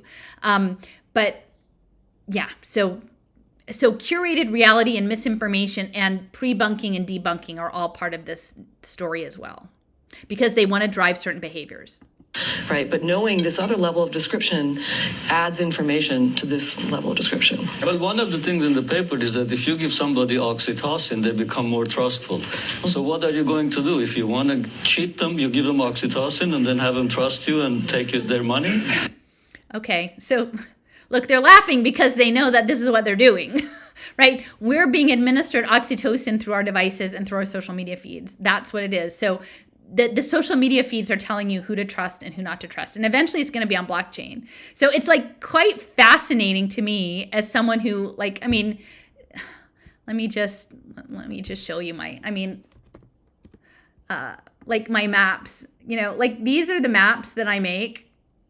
I make these huge maps with all of this information, and share them freely with all of these videos and lectures and, essentially this is a whole college course, right? In this, but I would be, and these are all facts, right? These are all primary source documents. I'm being framed as the untrustworthy source, right? Because if you actually look at all of the information and sort of synthesize it for yourself, you end up thinking in non-traditional ways. You end up thinking outside of the digital walled garden, outside of the sandbox, and then the people in the sandbox start throwing sand at you because they're really pissed that you got out of the sandbox, But this is where it's at, that who gets labeled as trustworthy and untrustworthy, and soon it will be on blockchain. I mean, soon, as much as that is going on, that this is they're running their own social credit scoring systems. They don't understand it as that because they want to understand it as China. But what's happening in these, in these spaces, let me see. I just want to go back. I mean, I've done so much work. And again, I did it for myself. I'm not doing this because I want brownie points from a Substack influencer, right? I'm not doing this. I didn't map all of Dallas because, I thought someone was going to pay me and get a nice subscription to my channel. That's not why I did it. I did it because probably I'm a little OCD and I have a good friend in Dallas and she's also super on top of things and we like to collaborate. And so, and then it's a fascinating story. Once you get into it and you start seeing all of the sub stories in here, each of sort of these little pivot things is a sub story. And I'm driven by that because that's how my mind works. And that's what my social priorities are, not to get brownie points under somebody else's thing. But clearly there's a whole group of people who like to do that stuff, right? Yeah, Lynn says, I'm a master quilter. Yeah, I do quilting, right? This is an information quilt. But in making the quilt, I learned things, right? And I learned things it shaped my ideas, not because somebody told me, because I could go in and I could look at Frank Molina, right? I could go in and I could say, oh, Frank, what do you have going on here? And you and Roger and Alan and, Christine over here and Ghislaine. And, oh, it's not just about, trafficking or tawdry things. Maybe it's about emergence and other stuff. And maybe it goes over here with space development and, regenerative things with Julian Huxley. And you can see it all lay out. And again, not everybody's mind, this is maybe not a turn on for a lot of people, but for me, it was fascinating because guess what? I got to go, right? I got to go and stand outside of James Tour's Universal Matter office and, see at least what the mailing address is where the dusty coffee machine was for the people who are trying to build the nano cars and the nanotechnology. And so I think it's really interesting. So anyway, I'm just going to go back to the video, but just talking about this idea of the trustworthiness, right? Like, what is your measure of trustworthiness? And I think increasingly in these spaces that have been created, and again, especially for the resistance, as a test bed to model the resistance, right? To model what an acceptable resistance looks like. An acceptable resistance doesn't look like this. An acceptable resistance doesn't look like you're going, wait a minute, my friend says that there's a bioeducational technology center over there in Dallas and being built on this, old Exxon campus. And we go walk around and we see all the creek and the crayfish and the cypress trees and stuff. And like, what's really going on? That's not an acceptable resistance. An acceptable resistance is one where everybody is in the ant computer reinforcing the storylines and the narratives that are handed to them. And, I'm not saying this to be mean, but I'm saying this based on my own direct experience about what has happened over the last 2 years, that's how it goes. So, all right. I mean, it seems like the finding doesn't lead you into a place where you have a solution to the issue. So oxytocin, yes, increases bonding of the mother and the child, increases trust. It does a lot of nice things. And a lot of opioids do a lot of nice things, as we were recently finding out. But how does that help us in terms of determining affecting the person's economic behavior, which is what neuro-economics hopefully will one day do, no? I don't know, that's not my goal. Yeah, I don't know, that's a goal. There's actually an answer to that. They've shown, economic studies have shown that societies, cultures where the trust level is high do much better in terms of everybody else's welfare. Yep. No, but what are you going to do? Give everybody a question. You're not going to, what are you going to do? Give them the hormone? No, Give a society hormones? What are you going to do? Give them the hormone, right? What are you going to do to get the trust? Give them the hormone. Well, this is happening. This is how it's going to happen through the devices. For culture, but the biological effects of cultural change make. Right, but economics has to do more with culture than the biology of an individual. Well, that particular question. And I would say he's probably inaccurate with that because what's happening now is the convergence of those three things. And that's something that Glimcher talked about, actually. Let me see.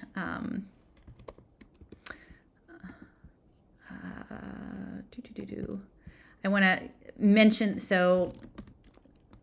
Glimcher. So one of the things that Glimcher was talking about, why he was such a fan of E.O. Wilson, the ant guy, was this idea of consilience, the convergence of evidence from independent sources, and it was bringing together the social sciences, this consilience idea, the consilience project, bringing together the physical sciences and the social sciences. That's what Paul Glimcher was after in trying to get this generalized neural theory of behavior. And that's what they're bringing. Like when Eric Weinstein talks about combining biophysics and econophysics and social physics, that's what it is. It is consilience. So again, 10, 15 years out, they're moving in that direction. They're trying to get that point that you could use economics to change people's biology.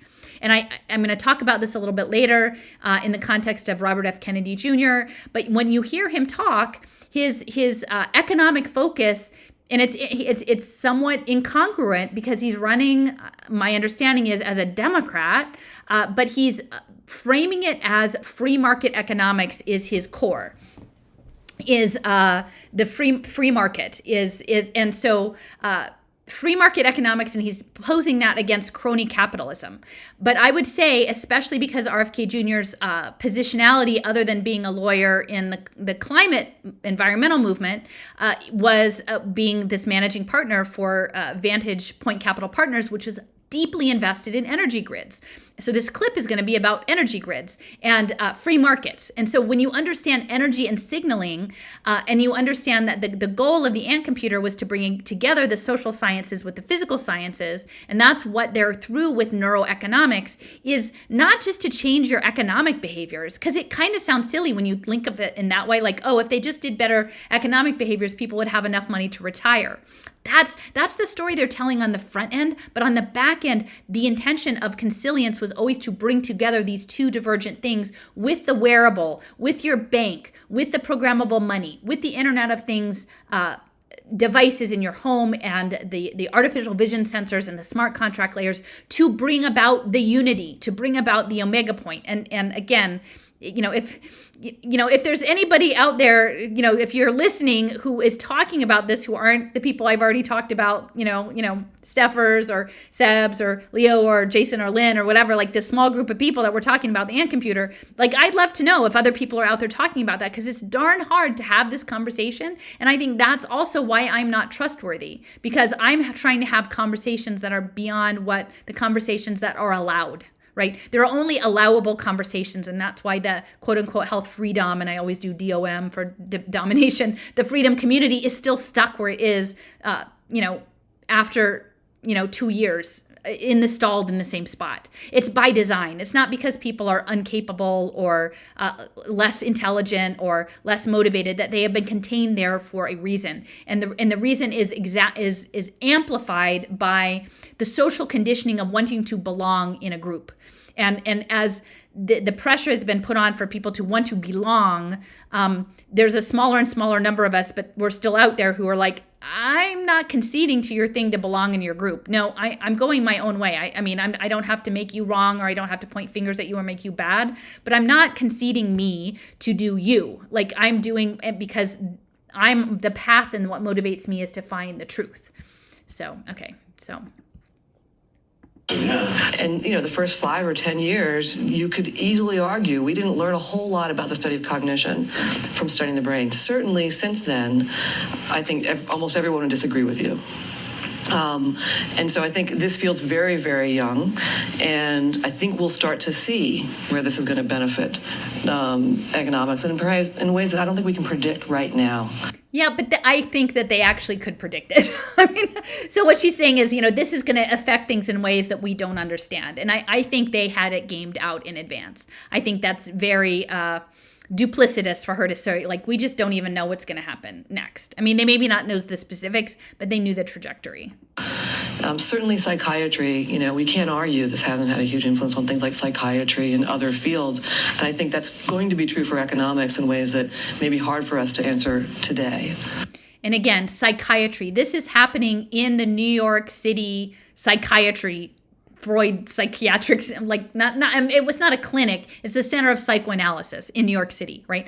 That's very significant, because this has to do with the characters and the play and archetypes and Maya and the illusion and bringing people along inside constructed narratives. And so it's very significant to me that this conversation is happening in the New York Psychoanalysis Center. The oxytocin result's really striking. To me, what it means is a behavior as complicated as trust can be reduced to a single hormone, at least to some degree.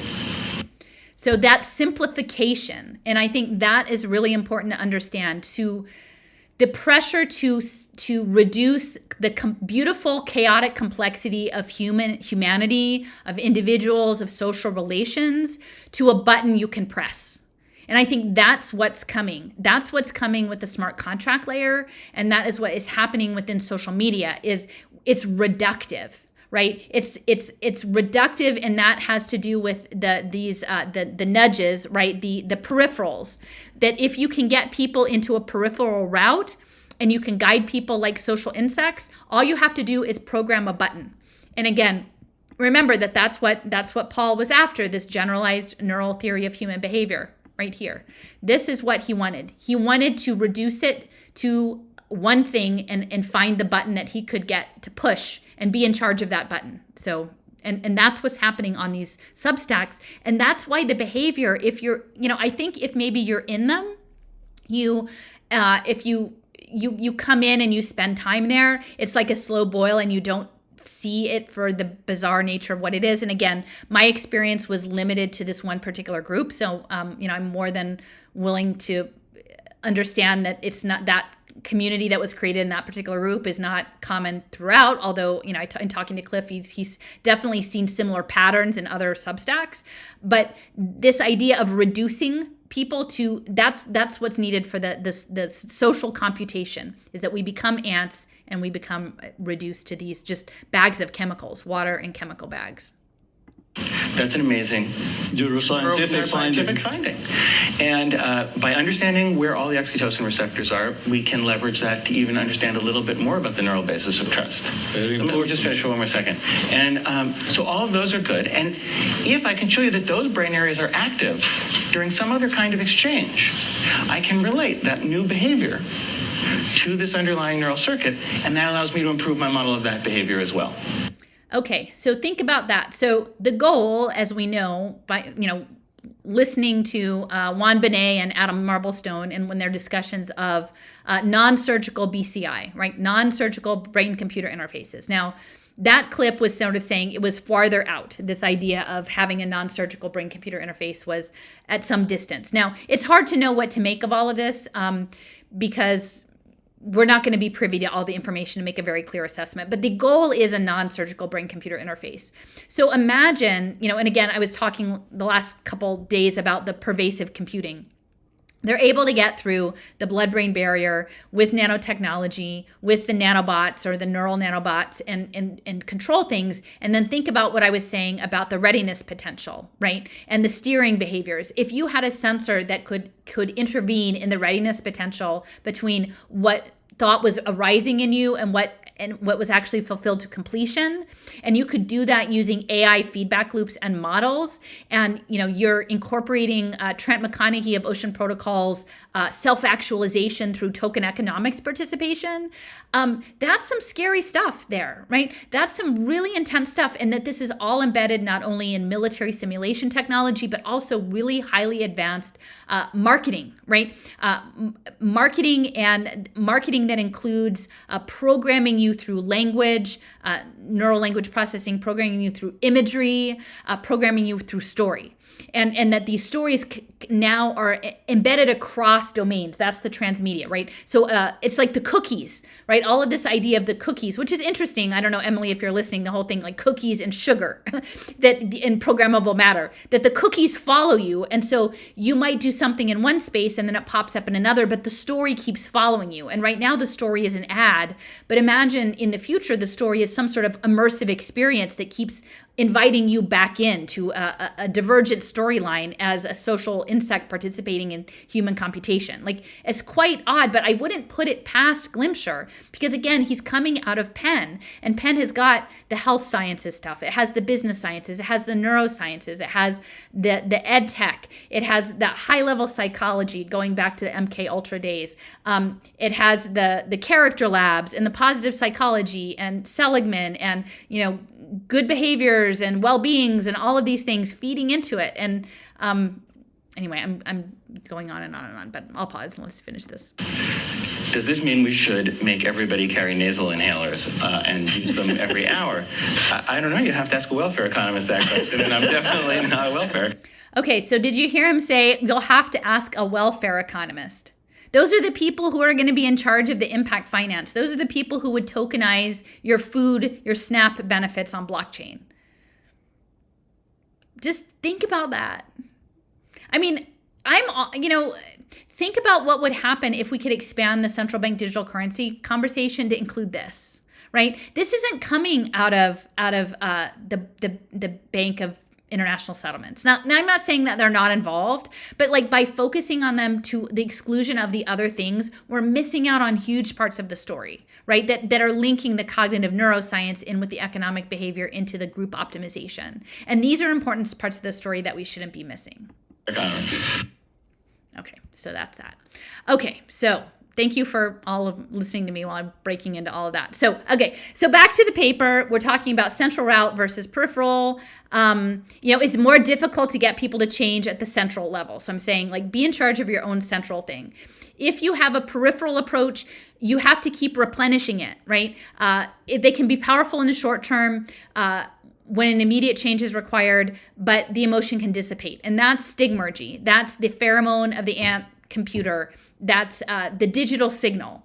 So think about all of the crises that are precipitated throughout media and social media and on the international platform, right? The wars, the shootings, the economic crises, the other things that this state of constant economic upheaval is very important to this program because it allows people to be kept in sort of a traumatized state. And I think in that traumatized state, you tend to operate on autopilot and you tend to seek safety and like-minded people.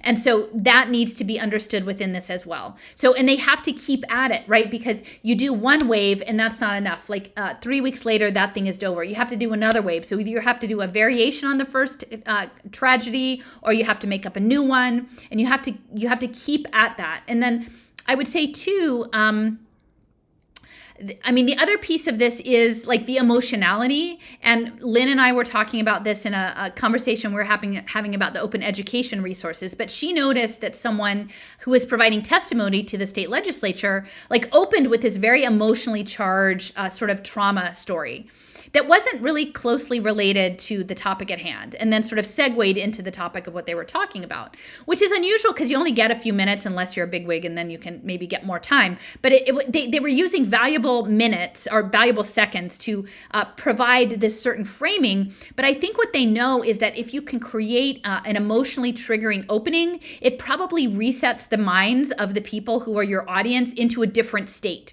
right? Into the state that they're talking about, that a state of, if you are vulnerable, then there's like a caregiving side that's put into that. And I could see that very strongly in the unfolding of what happened to me on the Substack, was that the person who had initiated the situation continually emphasized her vulnerability. And in that, engaged the audience in sort of a codependency relationship. And so I think if you engage people in that way, you are acting on a peripheral, like, again, people want to help people who are in pain or people who are in need. And so it's moving people into a different psychological space than it would be someone of like a calm detachment of like, let's just look at the facts. It becomes highly charged, and in that, people become more steerable. So when you've got a message, you're trying to change people's behavior. Part of it is about how motivated they are to process the message. And I see Jason's like in the chat or whatever. Like, we can, and Jason has been very good over time in his community of trying to reach out in a very proactive way, and in much more than I have done myself, to try to engage people in thinking about the issues that we're talking about, right? And things, not because we want to be the lead influencers, but because we think actually that these topics are important to understand so that people can better navigate what's happening. The reality is people are not motivated to hear the message.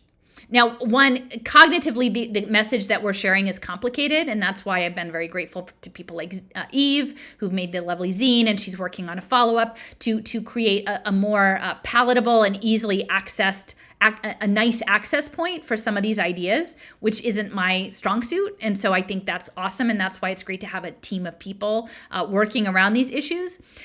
But time and time again,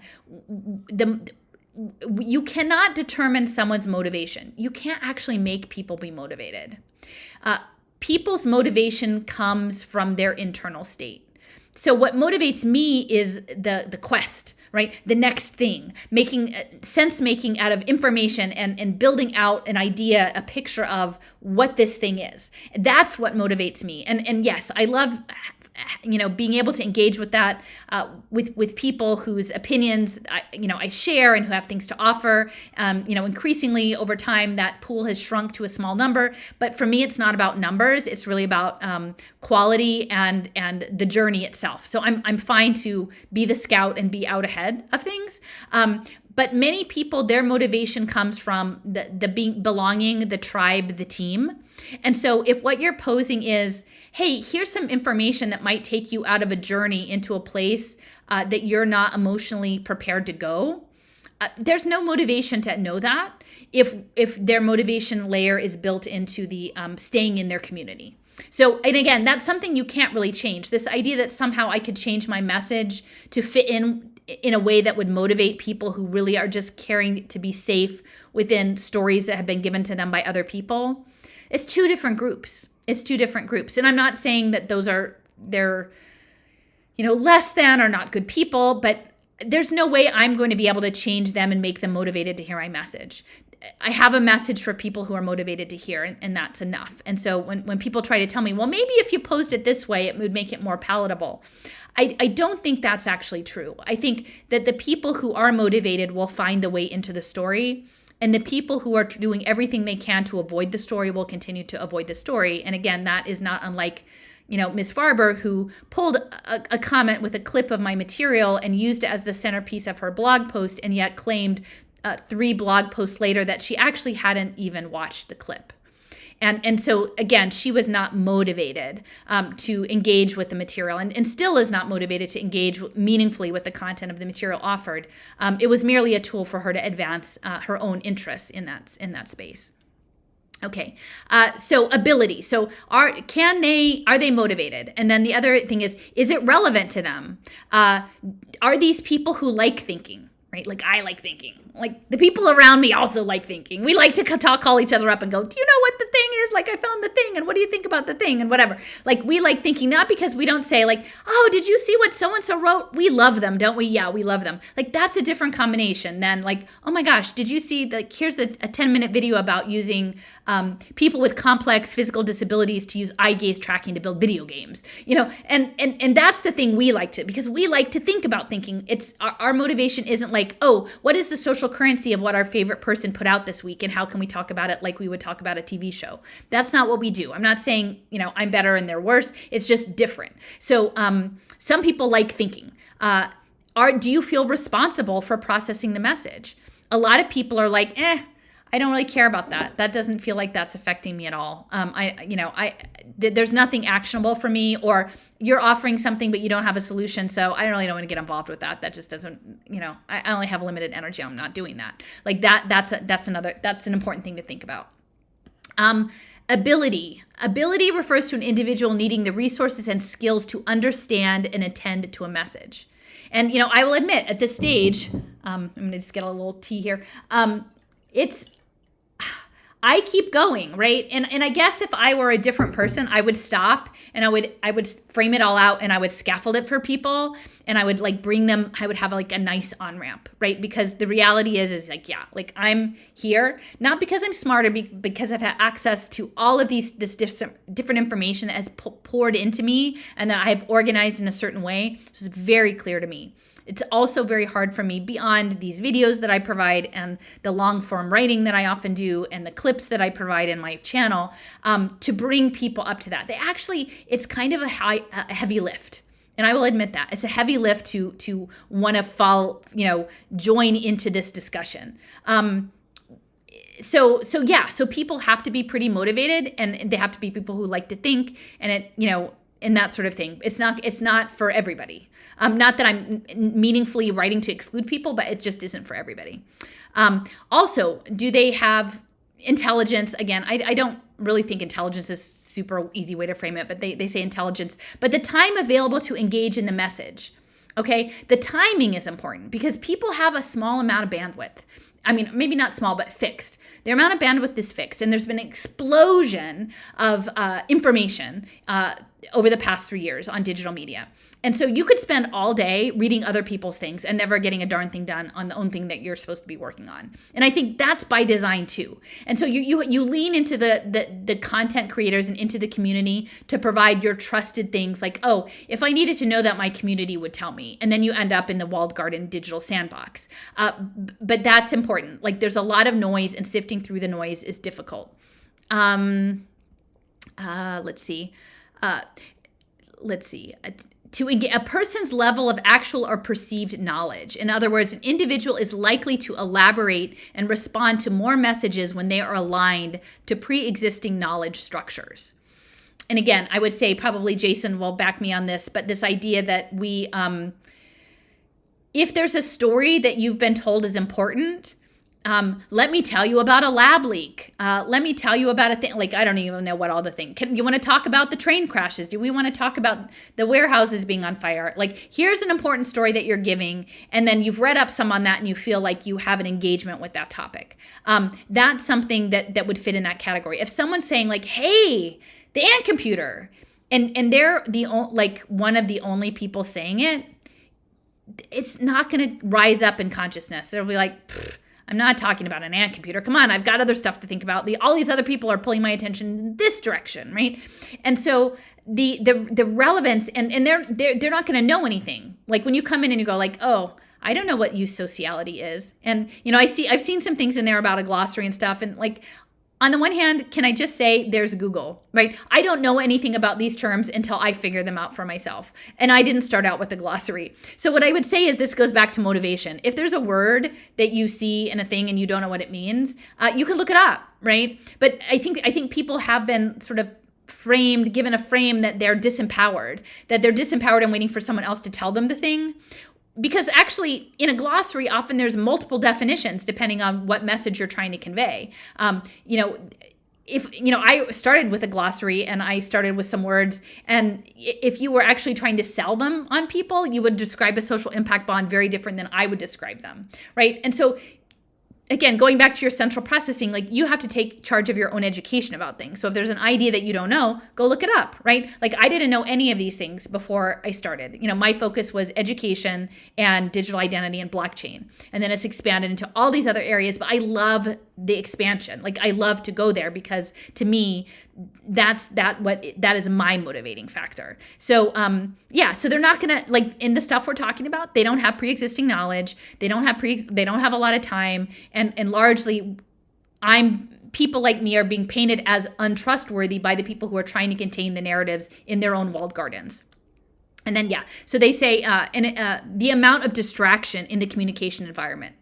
So there's a lot of distraction, guys, super lots of distraction. And I think if you have your own internal compass, it's easier to figure out what to pay attention to and what's not. And it's distracting and noisy by design. The number of message repetitions, right? With the greater amount of repetition, people can comprehend and recall the message.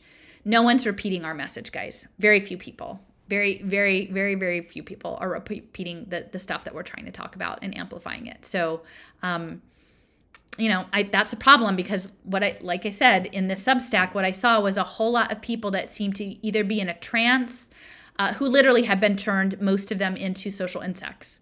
And I don't mean that in a derogatory way. I mean that in terms of an intentional, programmed way, that is what we are supposed to be.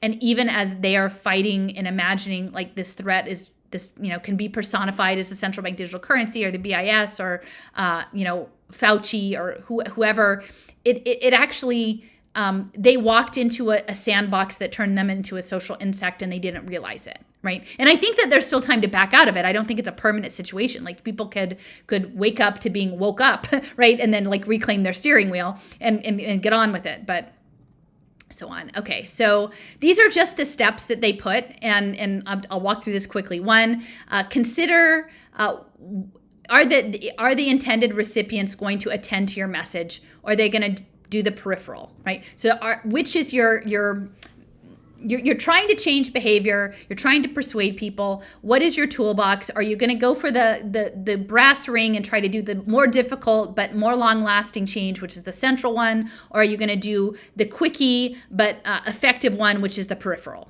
And quickie but long, short-lasting. You've got these two choices: central or peripheral. After you estimate the audience, you want to figure out what are going to be your arguments and your cues. To build into that. How are you going to structure your persuasive message?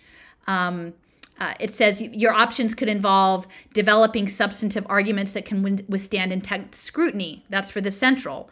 Or components that are simple cues, such as a credible message source. So again, in in the Substack situation, they went for the peripheral, in my opinion. And what they were doing was offering simple cues from a trusted source. So this was the influencer who was offering the cues, which was untrustable problem. And then boom, like the programming of the insect colony got to work, to address things, to fix them up for the leader, which is sort of how the colony behavior happens. The third step, although it could be argued it's the first step, would be to be clear about the goal of the message. So what are you doing? Yeah, what are you trying to do with this message? And it's interesting. I would say within the Substack situation, again, I can't get in the person's head and guess. I can only guess what their intention might be, but I think the framing me as an untrustable source and therefore amplifying Robert F. Kennedy's status as the preferred candidate by discounting these concerns around the early treatment drugs and pay for success finance and Steve Kirsch was the goal. She, for this small community, the people who have, again, and I'm not putting this all on her. And again, I don't think that this is the only incident of this happening. I'm sure this is happening in many other places, but this is just what I had a window into because I was inadvertently dragged into it. Or I won't say dragged into it. There was a door that opened because of them using my material, and I agreed to go in. So I think it's really important when I'm talking about what happened to me on the Substack. It wasn't one person who did this. It was the collaboration of an entire community. And so I've had a couple people comment on my thread about the individual. And I said, I think that's kind of missing the point. Like, I understand that people have had past experiences with such person. But in this, what I find is interesting is looking at the collective behavior, because that's what they're after. They want the switch on the collective behavior. And so if we cut the audience the slack for participating and following the cues, the peripheral cues, then we've kind of missed the point. And so we actually have to own our responsibility of being in the game.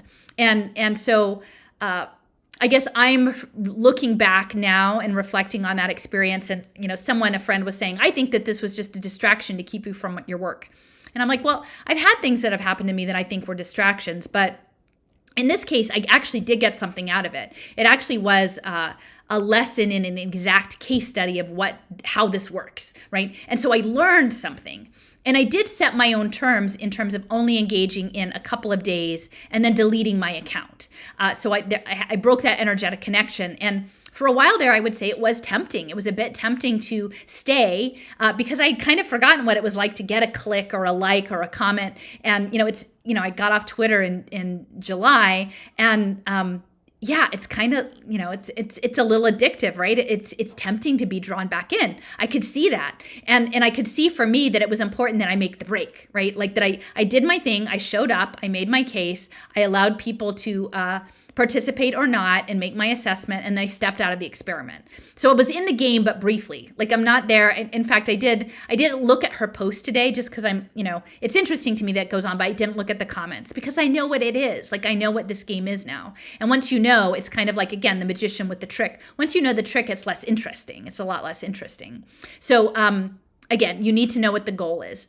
The fourth step is like, so how do all the steps fit together? How does your message go? How does your understanding of the audience go to build the case that you're trying to make? And I would say that is where the digital twinning fits in with the AI, is that each of us is a digital twin and they know how to push the buttons individually and collectively. And then 5, this is this idea of testing the message effectiveness, okay?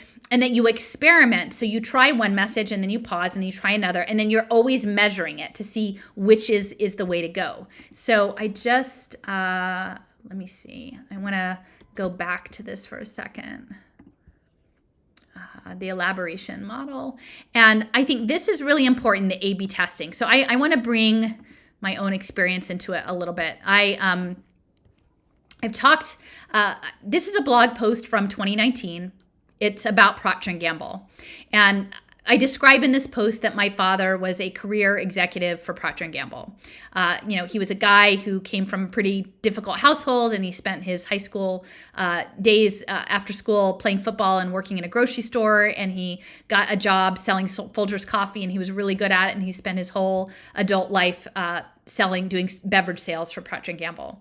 And so I was raised sort of, first generation suburban corporate kid. And Procter & Gamble was a real presence in my life because my dad was a brand manager, so to speak, right? Like, I even remember he would go to, our friends' houses, not my, but his friends' houses, people in the neighborhood, and like open the cupboard to see what kind of coffee they had and like make a point about it or see what kind of detergent.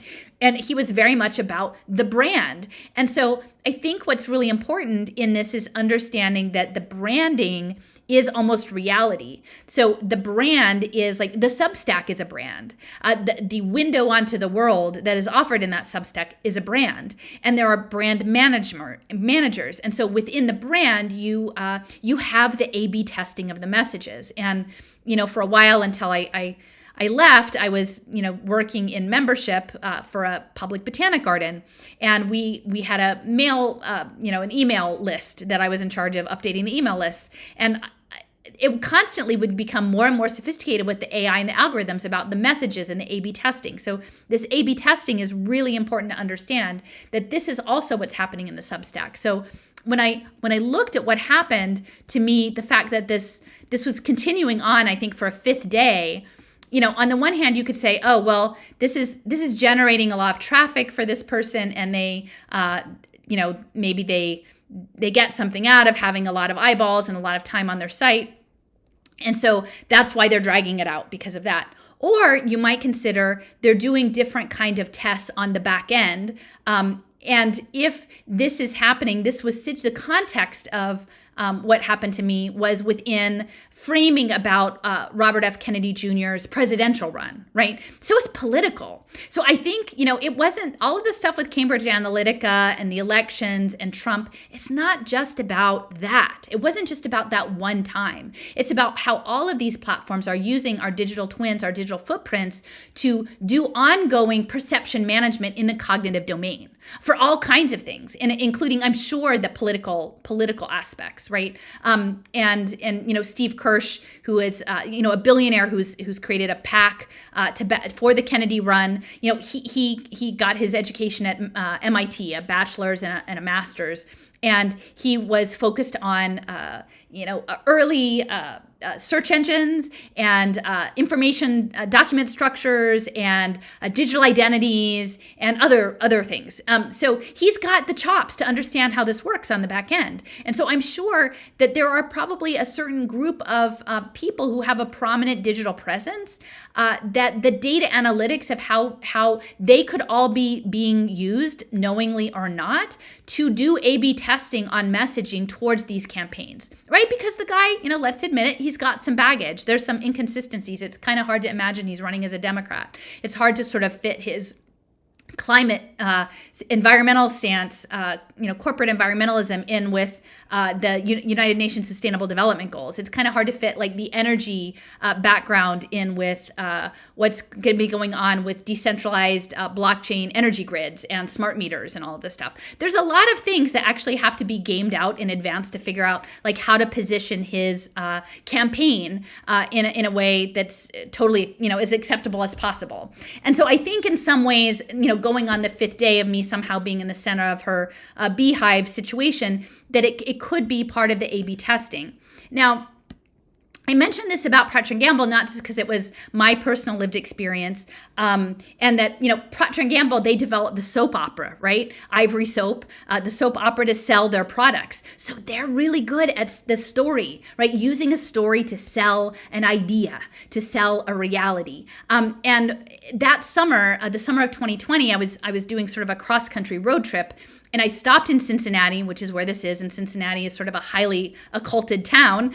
I had some sage. My friend from South Dakota had said, take some medicine from there and use it. And so I went and I actually saged the headquarters of Procter & Gamble, which is right in downtown Cincinnati. And it was at the very end of twilight, and it was summer. It was near the solstice. So it was like 9:00, and very few people, and it was quite interesting because there were this crazy amount of starlings. You know how they get the murmuration of starlings in these trees in this plaza that was very regimented and geometric. And I sat in a median in the middle, and I saged Procter & Gamble's, and I said, I'm sort of separate from all of this, but And then I looked, opposite the headquarters was the Cincinnati Masonic Hall.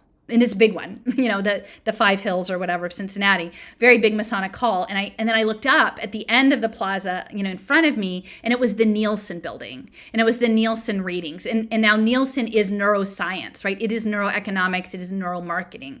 So when you understand that it's not just to sell you some soap, but it's to sell you a view on reality. And again, I love my dad. Does my dad know any of these things? No. I mean, and now he's suffering from Alzheimer's. So this is beyond him. He just was a guy who got an opportunity to make a good living for his family and build a world that he felt was right. I didn't realize till looking back into some of these things that Procter & Gamble was in its early years a defense contractor and involved in some of the nuclear stuff. And of course, the first head of DARPA, McElroy, I'm trying to remember his first name. He came out of Procter & Gamble, right? Because they needed to sell people on the idea of this defense innovation. Eisenhower did. He needed a good salesperson. So right now the salespeople are AI. Now the salespeople are AI and data profiling. So in this story, though, it was actually about human capital finance. Procter & Gamble was a small piece of it, and it was about building Strive Together, which is also in Cincinnati, and KnowledgeWorks, which is behind the learning, these innovative learning ecosystems, the decentralized learning. All of it is going to be on blockchain, and then placing bets on people as human capital in these games. And Strive Together, it was the spinoff out of KnowledgeWorks. And that's, again, you've got a little child in a circle, a globe being enclosed. That's the unity, right? And you even see the 3 people with the Wi-Fi things over their head, right? So you've got money, graduation, housing, and nature. And they're all going to be put into the cybernetic enclosure on blockchain.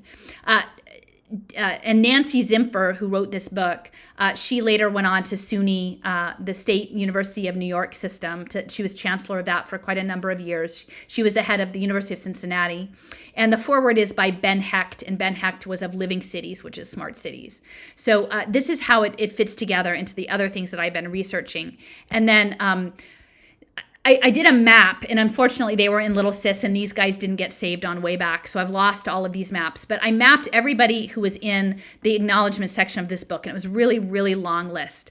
And then in the introduction, they talked about that they, when they got this started, Strive Together, which is collective impact, the human capital bets on children, early childhood, and workforce, that an administrative staff comprised of employees on loan from the KnowledgeWorks Foundation, Procter & Gamble, and other partners coordinated the work. Now, what's also important to know, and I don't have this map either, but someone from Procter & Gamble, ostensibly the story goes, they were the ones who actually developed the first Internet of Things. And then they went over to work at the Auto ID lab at MIT to develop those, and now there's 8 Auto ID labs. So here's the Nielsen IQ building in Cincinnati. So, picture me, I'm sitting, it's like twilight in the middle of this plaza. And on the one side is the Procter & Gamble headquarters. On the other side is the Masonic Temple. And at the end, above the trees full of starlings chattering everywhere, is this building. And I can see it later on Google Maps that it's the Nielsen Neuroscience Labs. And so I just want to bring this all together to sort of weave in this idea of advanced neurotechnology and cognitive neuroscience and story and psychiatry and identity and gamification and loyalty and social behaviors and eusociality and emerging tech and blockchain. Because, I wrote up yesterday that the Substack, they got a big infusion of capital in 2021 by Andreessen Horowitz, which is really one of the major funders of the Web3 emerging tech space. And it is about optimizing us into the unity consciousness, into a biohybrid supercomputer. When we're going back and we're looking at the nudging of testing, all of this is to go back and say the testing, the message effectiveness, evaluating, you create an A/B test. You see which is more effective, and then you refine the message, and then you put it back in the loop. And then soon that will all be part of, if they get their way, part of quantum supercomputers, right? It could be done in a fraction of a second, right? All of us linked into these things. Oh, thanks. Yeah. Neil McElroy, Lynn said. So they're going to be manipulating our readiness potential to put us in stories we didn't choose. And I think that like what's happening now in the Substacks is that people are in stories, but they think they chose the story. Right? They think they chose the community and they think they chose the story. But increasingly, I think as it goes on, they're going to lose touch with the actual reality. And that is what I saw unfolding over like the 5 days of posts about the character that became me in the saga of the Truth Barrier Substack. Was it actually had nothing to do with me. It was sort of like you could build a character and put a name on it and then say that was the person. And then you could do whatever you wanted to that person. And if you could get it repeated enough in the echo chamber, it would make it real. And it was, I was saying for Cliff, it was like going through the looking glass, and you can't actually have a reasonable argument in a world where nothing's real. Literally nothing's real. Like if the basis of reality, of the core aspect of the particular encounter, which was my content, was impossible to engage with, then nothing was real after that. Anything that was said about me, it wasn't actually real.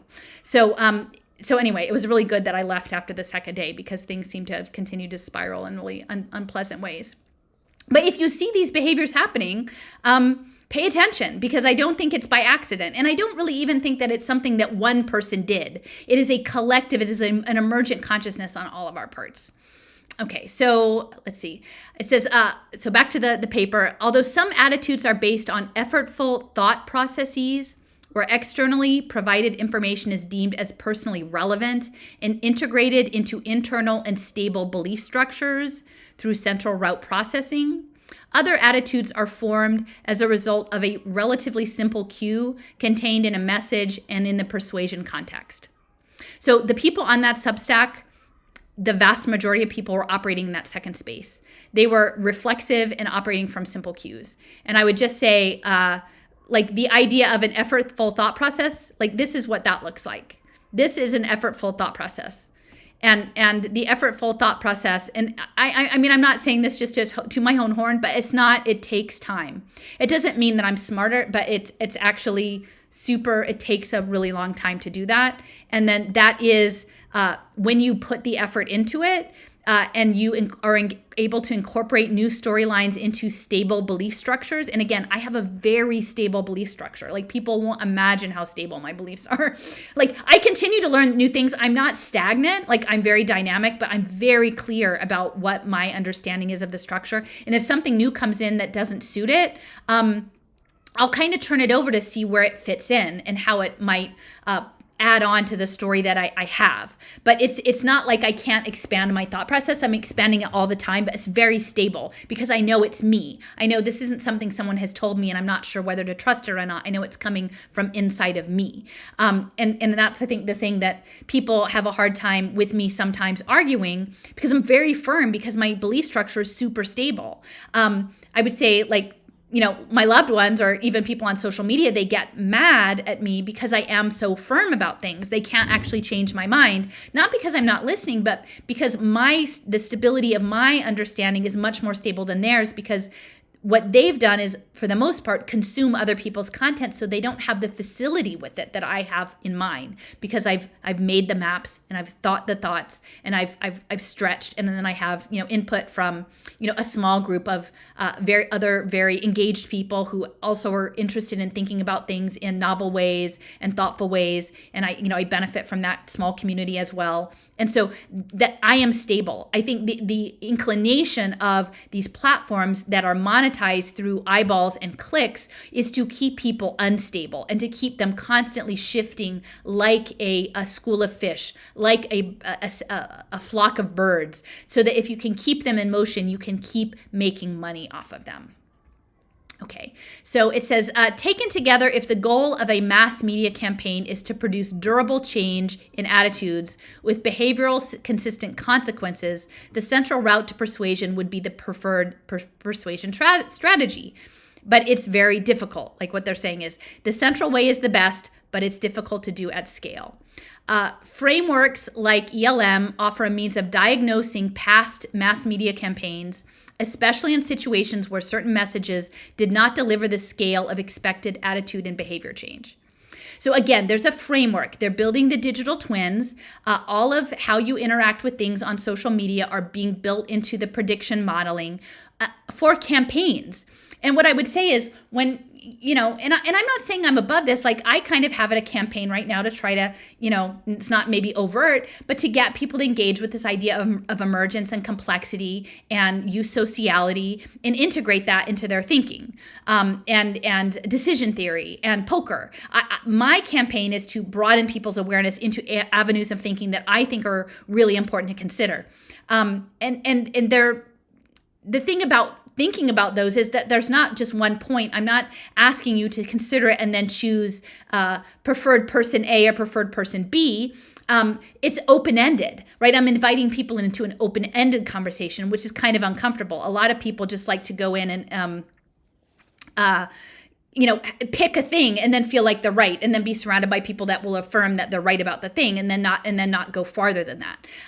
So this diagnosing and rerunning the campaigns over and over, like I would say, if you're somebody who frequents this the Truth Barrier Substack, like look and see if you can identify campaigns. I think from what I've understood that there's been maybe a shift in some of the culture in that space since the RFK Jr. candidacy came out, and that maybe it seems like that is a whether an overt or campaign around this candidacy is emerging. I would expect it probably is going to emerge in other digital platforms too. So they're going to test messaging, whether it's this particular candidate. And I'm not saying it's just this one candidate. It's probably all the different candidates. And it's not even just political candidates. It's testing ideas, right? Testing ways like, okay, let's test the lab leak hypothesis. Let's test that. Okay, let's test different things around the culture wars or whatever. Let's float this, put it out there for a while, get the data, pull it back in, and then run the thing, and then figure out where we want to go next and how we want to nudge. And we all know this, but I don't think we know it on a daily basis. And it's just shocking to see how crazy it is. And then it says, despite achieving desirable attitude changes, people might lack confidence in the changes if they were triggered based on simple peripheral cues rather than more elaborate processing. And so this elaborate processing, I think, is campaigns over time. So there are probably layers of campaigns and layers of influencers, because I think we can see, and that's something Cliff has talked about, these Substacks are integrated. Like there are certain people who refer to other people, and that they might not always talk about the same things, but often they'll overlap and reinforce. And so that is the amount of confidence building. If you are seeing things in a lot of places with people you've been told are trustworthy, then that would be a more elaborate processing structure. And I think that's important to understand too. And then it says, finally, even if central attitudes were produced, the ability of people to act on the attitudes might be restricted by a lack of skills, resources, or opportunities, or undermined by competing social norms. So they might have made a behavioral change, but they might not be able to enact it in a public way yet, unless you support them and scaffold them in some way. So, and I think probably these, digital commons are going to be, first they get everyone on the same page, and then eventually they'll probably start, under the framing of like mutual aid or community, these digital community currencies, start to make things more actionable, right? And then in this ecology of digital money that's probably coming, there will be more chances for participation. And then more signaling. And then the more signaling that happens, the more the AI learns. And then, again, as I'm kind of floating this out there, again, I keep sort of putting it that I'm thinking now that maybe the singularity isn't so much that the machine becomes conscious, but is that we are integrated into the machine in this unified way. That maybe this singularity is the omega point, is the union of us and our consciousness into the global brain. Like maybe we're the singular, like the incipient singularity that is being steered and nudged into that, more than like they're harvesting us for the machine. That it is about an integration, a human machine integration that will happen through this unification process. Okay, so all right, so those were the highlights from this paper. Hopefully you found it as interesting as I did. Like for me, it was like, oh my gosh, this explains so much. Let's see. So, all right. So I did the chart. I've done the paper. I will just say, so, the behavior works, I mentioned that it was out of Monash University in Australia, and that came to mind. There were a couple of other things. Why Australia? I've talked to a couple people about Australia recently. Ironically, Event 201 featured in the Substack exchange. And what I realized is, and so they were like, oh, RFK Jr. realized like 2 years late about Event 201, which is kind of crazy because I made this map in April of 2020. And I said, wow, you know what? In retrospect, and again, I think sometimes if we're not trying to make people wrong and we're willing to sort of admit our own mistakes, because we don't know, we act from places that we don't have enough information. You act with the information you have available, and then you get new information. You're like, oh, that wasn't the right take on that, right? So I was mapping all sorts of things because I had mapped a lot of things in the past. And so when Event 201 was like, okay, I'm going to map this, right? And so the way I do mapping is I'll take something and then I'll look at all of the people who were, at an event. In this case, two of them were Jane Halton, who was connected with the Australian Department of Health and Department of Finance, and also had her hands in various health things, World Health Organization and genomics.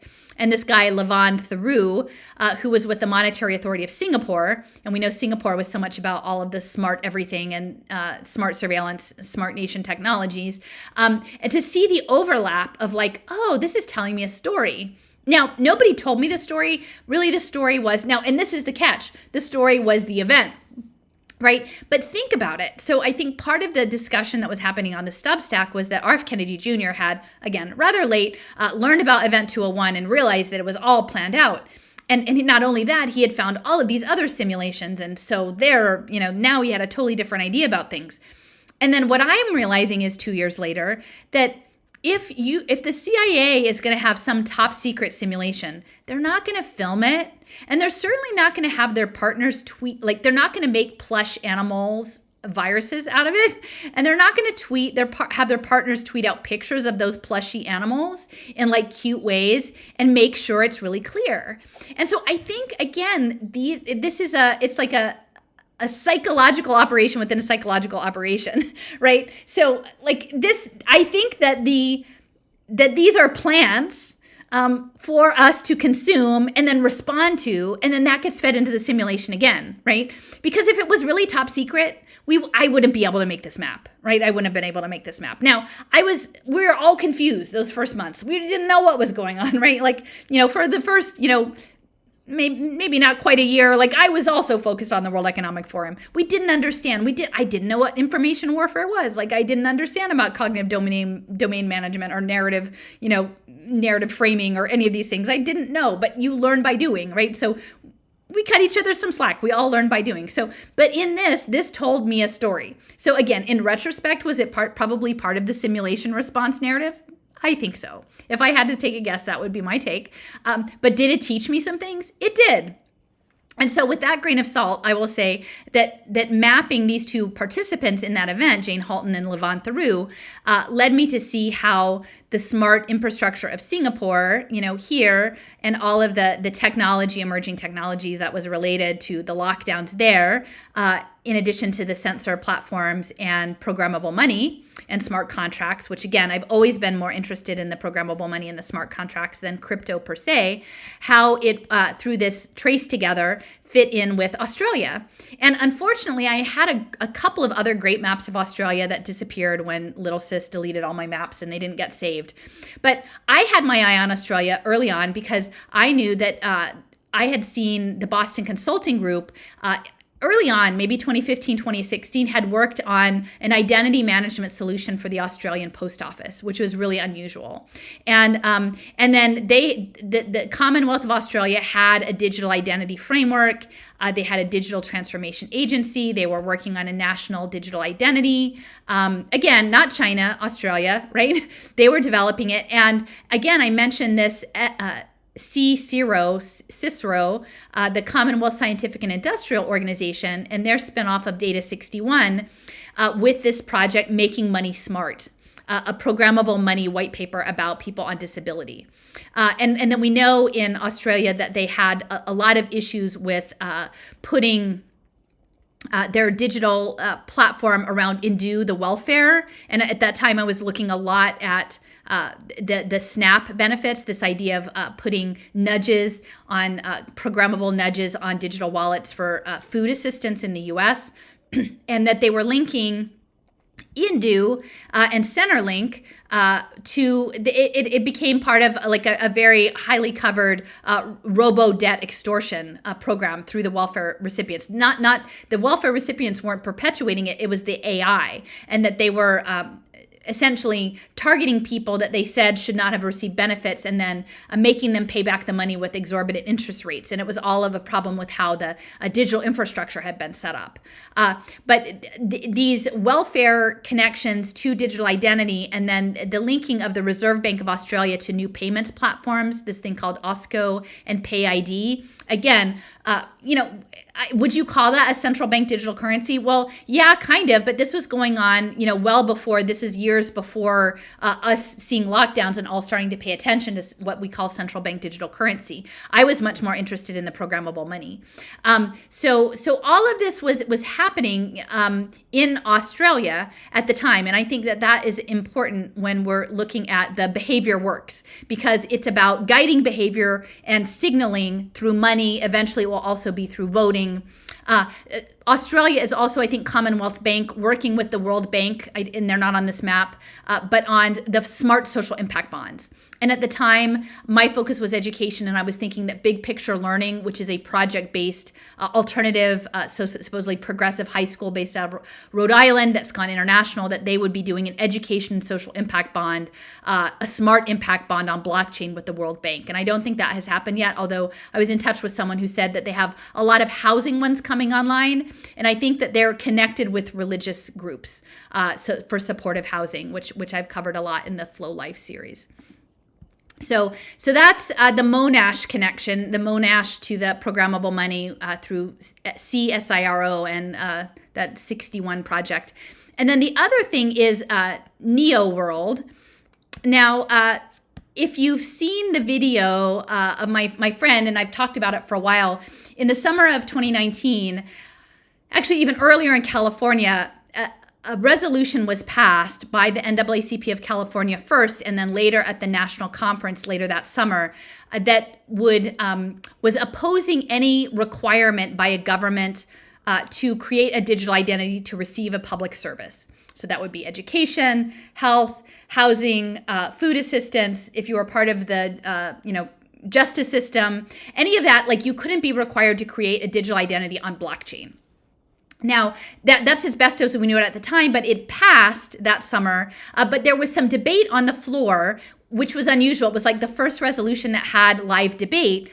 And the people who were opposing it actually were connected to something sort of called Neo World. And it was based out of Brooklyn, and I've talked about this with Lynn. Brooklyn is linked to Consensus, which is the blockchain smart contract layer connected with Ethereum. And so this NAACP in Brooklyn, connected to a gentleman named Franklin Lieberman, they were promoting this project called Neo World with a K, KNEOWORLD. And it was a behavioral management curriculum, really. It was an app. And it had this international reach, strangely. So it started out in New York City, but the research was done at Monash University to legitimize this as an evidence-based curriculum. And then it was piloted as an app in China. And then it had people who were involved in Indonesia. So it was really a multinational program that was specifically targeting special needs students in alternative education for behavior management. So, and the thing is about this map is they also had a homeschool component. So it wasn't just in school, it was also working through a homeschool community through Meta. Facebook Meta, and they were creating private groups in Facebook to do these behavior systems. And it was linked to this What Works Clearinghouse, which was a U.S. Department of Education program that would document evidence-based research and set them up for social impact finance.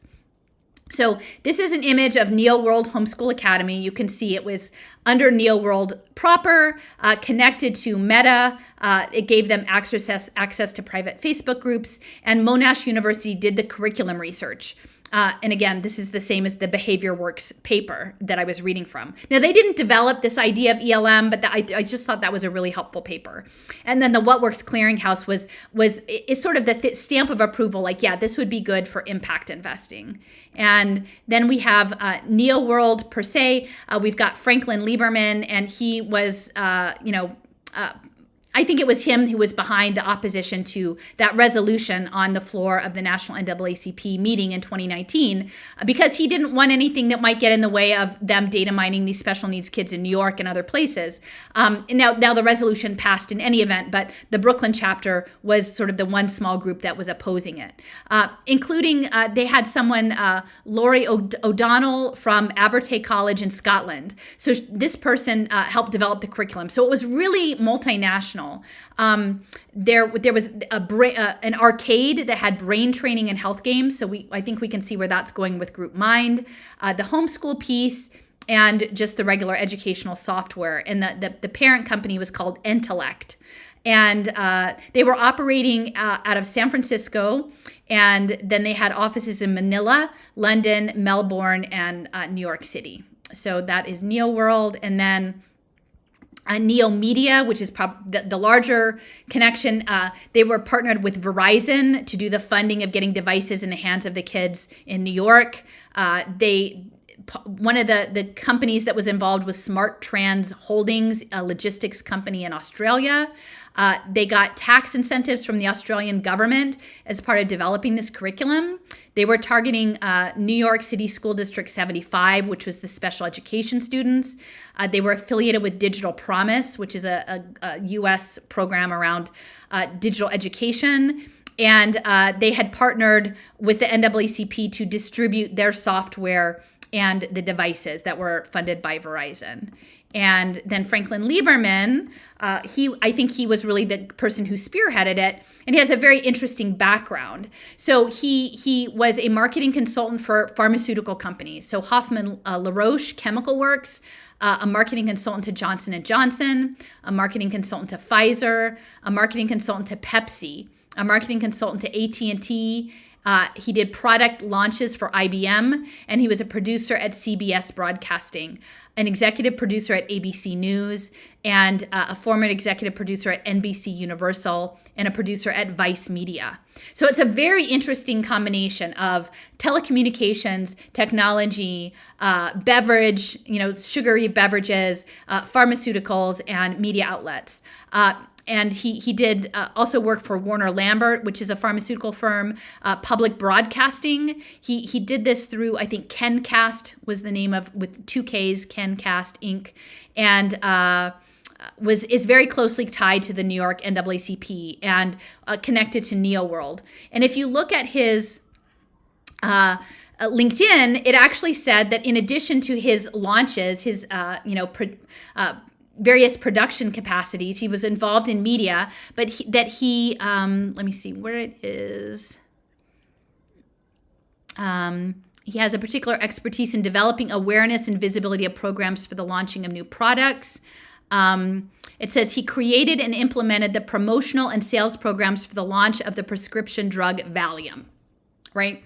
So when we're talking about using these digital devices as something that is changing our biochemical state, I think that's what's coming along next.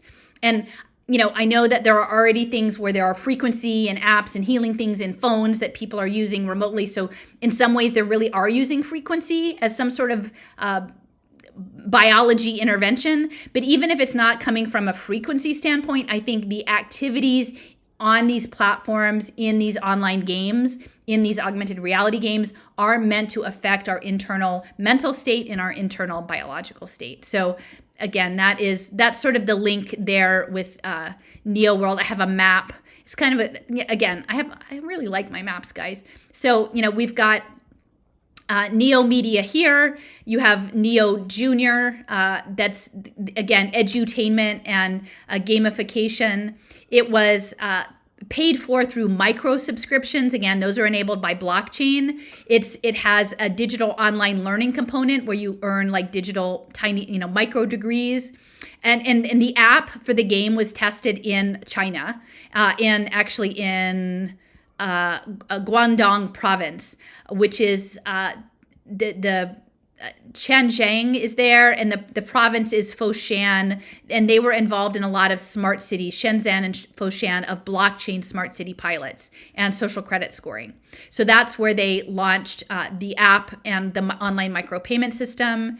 And then you can see over here, Neo World, their offices here, Manila, London, New York, San Francisco, Melbourne. Then the Neo World Arcade that included like the health apps and the behavior apps, the brain training is with the National Parent Teacher Association, again in the US. So they've got the NGOs on board. You've got the homeschooling. So I keep saying for people, just because you homeschool doesn't mean that you're outside of this. They want to send you home with these apps. The What Works Clearinghouse, connected to the Institution of Education Science, is what's going to give the stamp of approval for the impact finance. And these guys, the Institute of Educational Sciences, involved deeply with the social emotional learning, and Yale Center for Emotional Intelligence, and the nudges, Nudge for Mission, the Nudge Lab at UVA. So it's all about behavioral nudging. Again, there we've got Monash right there that's doing the curriculum advising through the Digital Education Research Group. The programmable smart money is based out of Monash, the Center for Health Economics, and they have their own blockchain center. And okay, so then we've got the China stuff. And again, people are like, China, but Deloitte and all these people are really like looking at setting up revenue streams in China. So it's not like it's just China. And then this is just going back to New York, although we can see here the Australian government's tax incentives.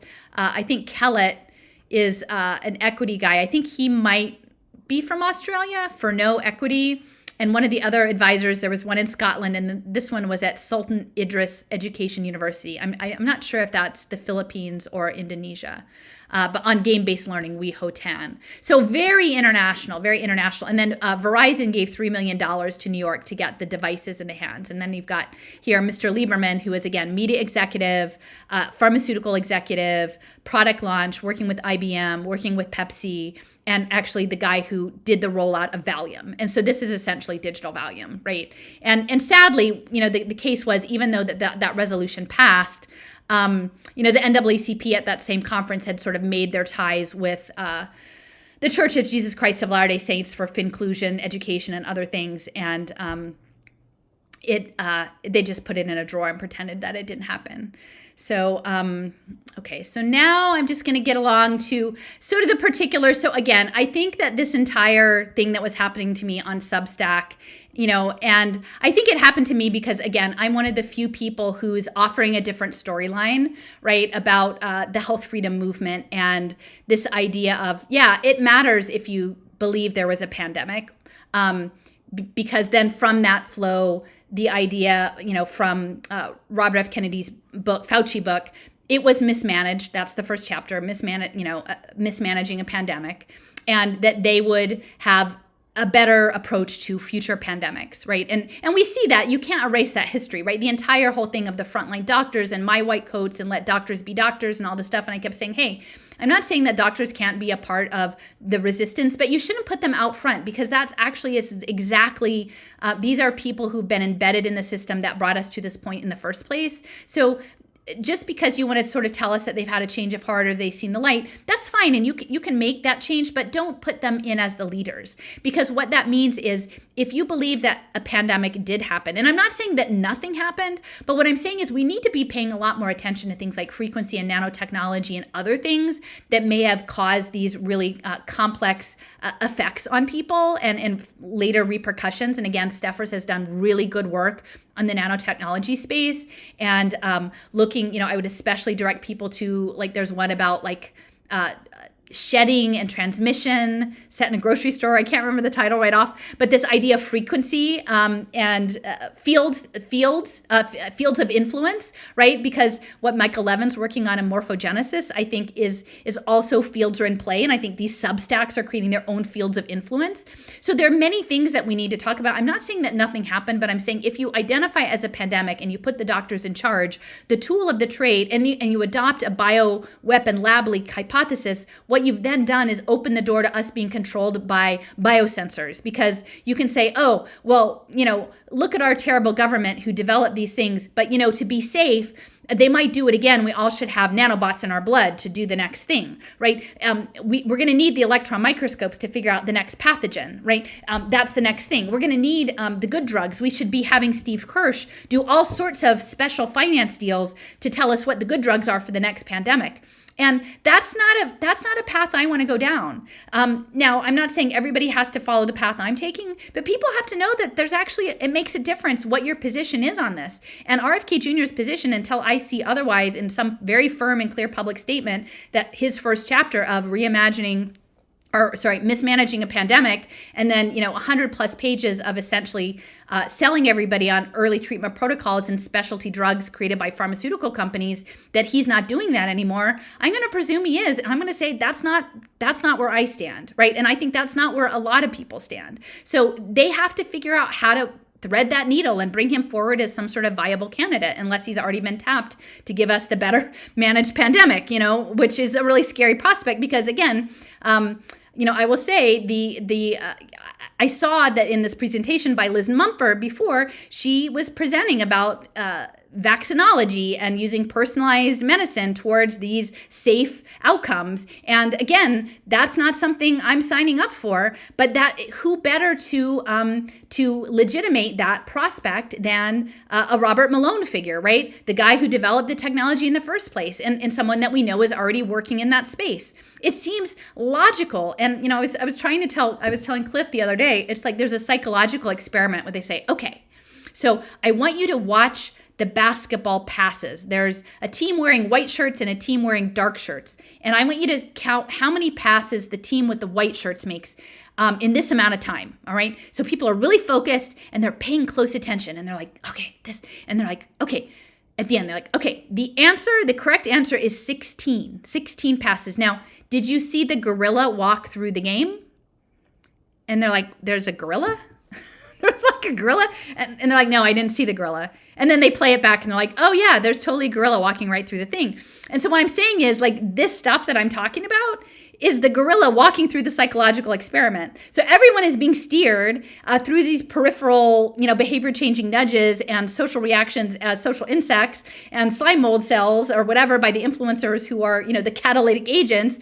And the gorilla is walking through the room. And it's, at the end of the thing, it's going to be life ruled by electron microscope, right? And the frontline doctors or something like that. So if that's the case, I think we're all going to be in trouble and we're going to feel really silly that we went along with this for so long. So again, I've got Steve Kirsch. Again, here's the thing. Here's his Twitter. I think it's from February. I'm forming a super PAC to draft RFK Jr. to run for president. Okay, so he's like, yeah. So okay, so and Steve Kirsch has shown up, right? Like, why is Steve Kirsch in the mix on all of these things? Oh gosh, I thought I had more on there. Okay, so maybe it's in here. Oh, I did. Okay. I must not have added the picture. So Steve Kirsch, just to clarify, he's again from MIT, early information search engine, right? So that, again, searching through lots of information, finding relevance. So it's pattern seeking, right? And that's exactly what's being done right now in these psychological experiments online. And then moving into digital identity. So he's the perfect guy, and he's doing all the repurposed drugs with impact finance, and that's the stuff that's being advanced by Protocol Labs. So I'm gonna talk a little bit. I'm gonna play a clip in a minute, but what I've talked about with free market economics. So I'm gonna say that RFK Jr. is talking a lot about crony capitalism, and that we just need to take away subsidies and let markets be markets, like doctors be doctors, and for there to be good, robust signals.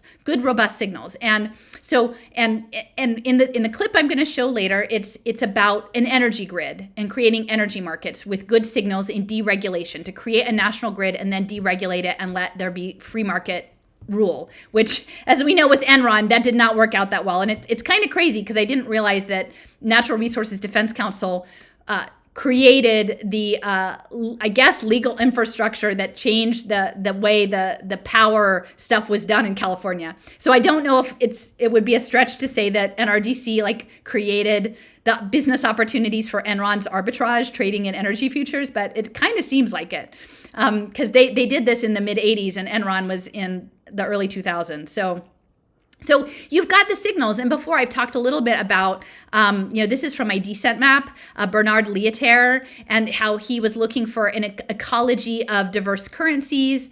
And as I've said before, the whole central bank digital currency, people are thinking it's one thing, but it's not. It's going to be a constellation, all attached to the Bank of International Settlements ledger. And yes, it will be decentralized centralization, but they want a lot of different kinds of signals. And so when Kennedy is talking about free market economics as a signal, it's important to understand it, I think, as signaling both in terms of biology, digital biology, and also econophysics, which are community currencies, the kind of thing that Catherine Austin Fitts talks about, moving it that way. And one of the key figures in this is Bancor through B protocol. Now, I think they've moved on to some other kind of automated market makers, but I think that the people involved are really important. And these ideas of alternative markets and creating liquidity in the markets, which is something Leo talks a lot about. It has many important people: Brock Pierce, Tim Draper, various people. Also, Will Ruddick was on staff for a while with community currencies,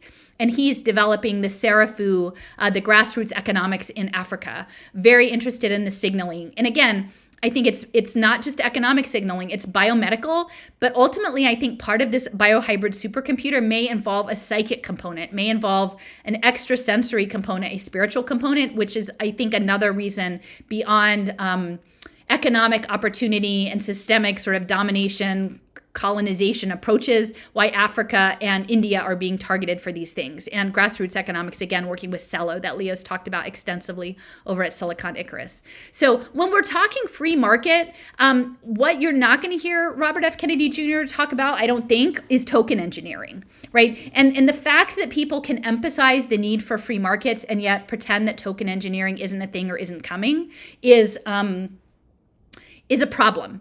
And that's why, again, if I have a campaign out here, my campaign would be pay attention to use sociality and steering, but also pay attention to token engineering. And this is something, again, I'm grateful to Jason and Leo for introducing me to these ideas and doing work sort of fleshing them out around Protocol Labs and Curve Labs. And I had brought actually IXO Foundation. I learned that for myself, and then, brought in a lot of Leo brought in a lot of stuff and Jason other stuff. So, but I had this kernel of IXO Foundation putting preschoolers on blockchain for social credit, for betting for these impact markets. And so when you hear free markets, I think it's disingenuous for people to talk about it as if they don't know that this is going on in the background.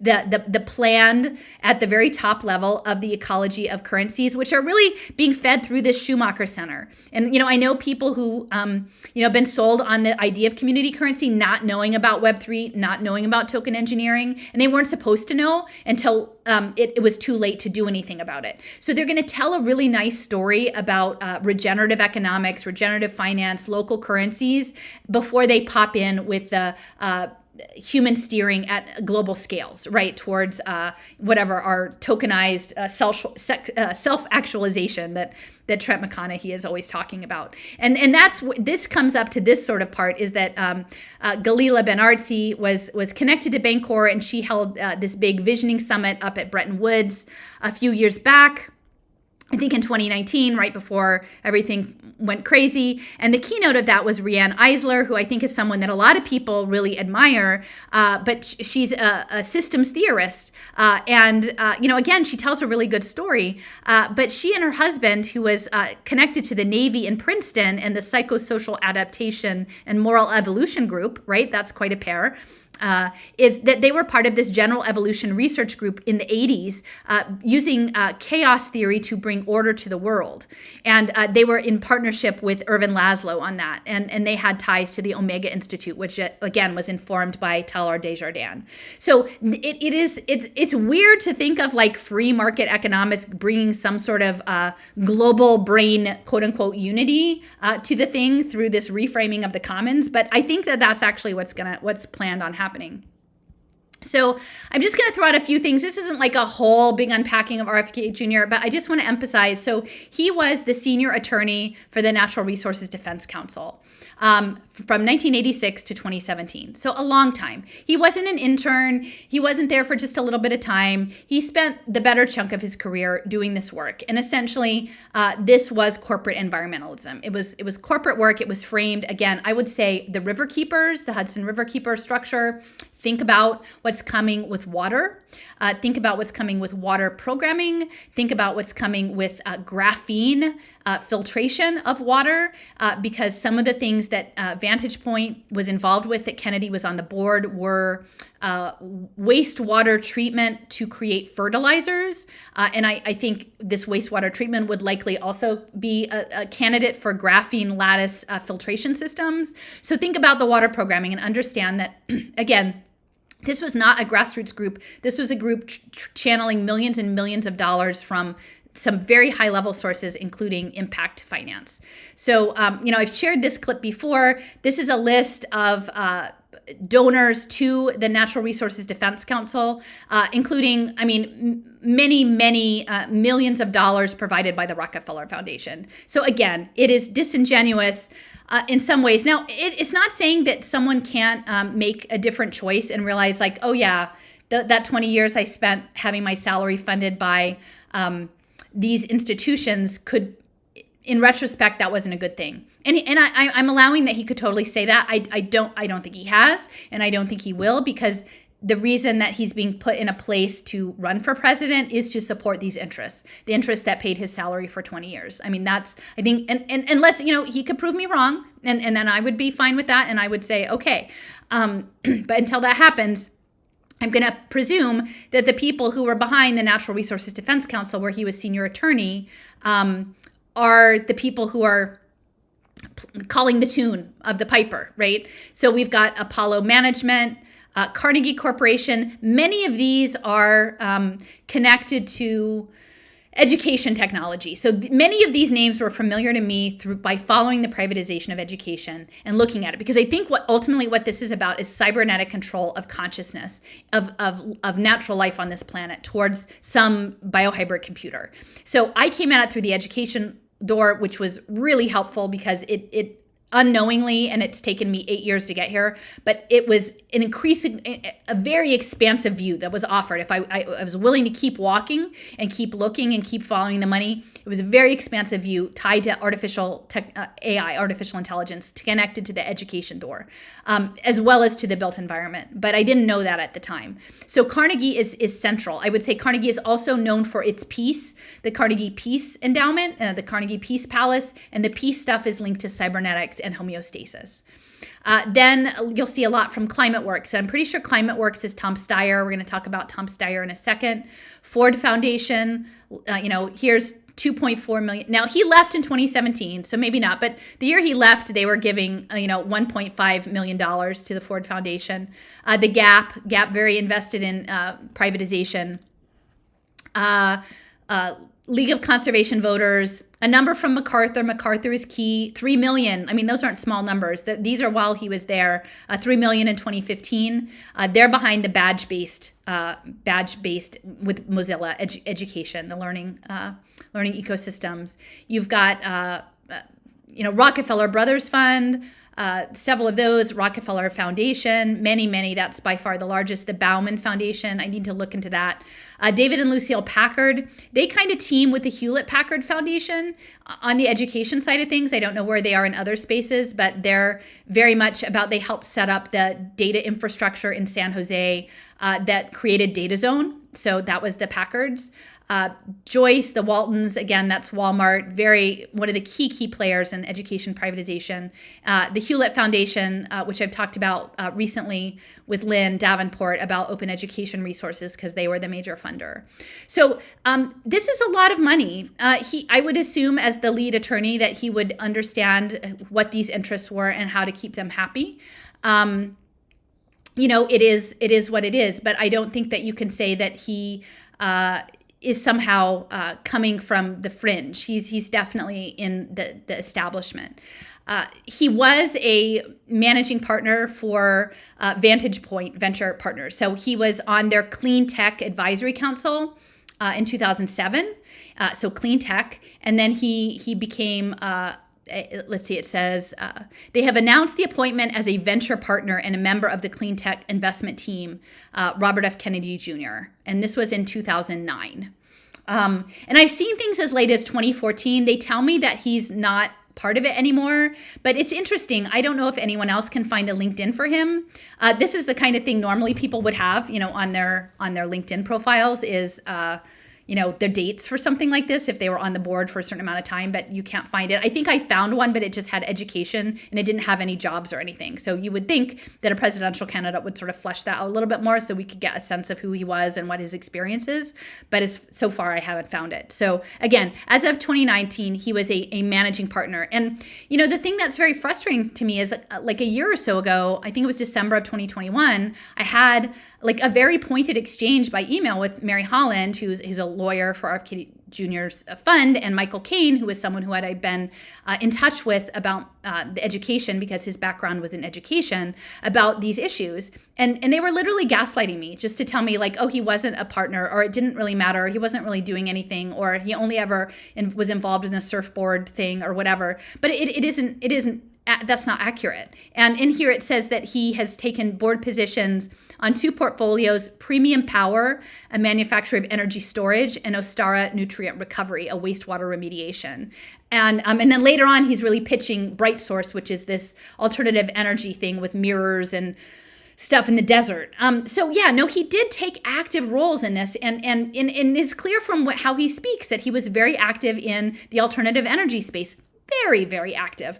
And so I don't think that can be set aside casually when what we're looking at is the use of a distributed, decentralized energy grid tied to digital identities and smart meters and Internet of Things connected devices and ubiquitous computing and pervasive technologies to say it doesn't matter, right? And that's exactly what was happening in this Substack. Was the person who, Celia Farber, was essentially sort of like erasing history. It was very 1984, like, oh, just because he said that this in his book, he's changed his mind and we can forget about that. That's the past is past, and it hasn't actually happened. So, I was very upset because I will be very straight with people. I am direct.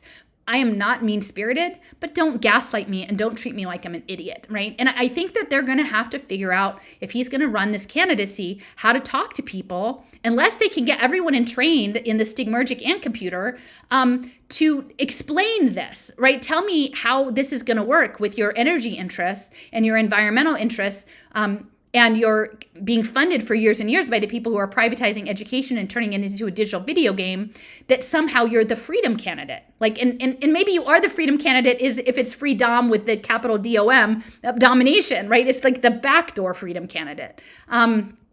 Very, very frustrating. So again, they keep telling me that he's not part of this organization. And yet you can see, I just took this screenshot this morning. This is Vantage Point Capital Partners. It's their team members. It says copyright 2023. So if he wasn't part of it, you would think by now someone would tell Vantage Point Capital Partners to take down his page. Now, I don't think it's actually linked to from the front page, which is interesting, but it's still there and it's updated with a current copyright date. So tell me again how he's not part of this. I don't understand. And for people who aren't understanding what Vantage Point is, this is an image from their homepage. And so it has, for people who might be listening, a smart meter, probably, a house with a heat sensing thing on it, like with heat sensing tomography, a smart highway with smart lighting and technology. And these are the words that are there. This is what they invest in.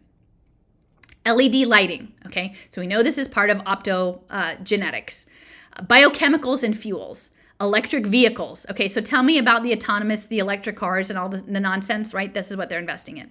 Solar, wind, grid optimization. Grid optimization, that is your blockchain decentralized grid with smart contracts, okay? Power storage. Batteries are really important. The amount of stuff that they have in batteries, hugely concerning, especially when they're looking to turn us into batteries to power our wearables. I've got a lot of concerns about the batteries. Clean water. Again, clean water relates to graphene programming of water. So we need to understand the water is programming. Sustainable robotics, right? So, sustainable. Not just robotics, but sustainable ones. So again, what they're going to turn us into their robots, right? That'll be super sustainable. That they'll just use hijack our bodies and turn us into the robots. So that would be sustainable. Telecommunications, healthcare, cloud computing, digital media, consumer products, logistics, again, blockchain, transportation, cold storage, enterprise technology, and fintech. So that's the open air prison, guys. That's it. That's where we're at. He's building the open air, the people he's partnering with. And again, I'm open to him updating his LinkedIn profile and providing some resources so that if there's an end date on this, we know when it was and we can check it out.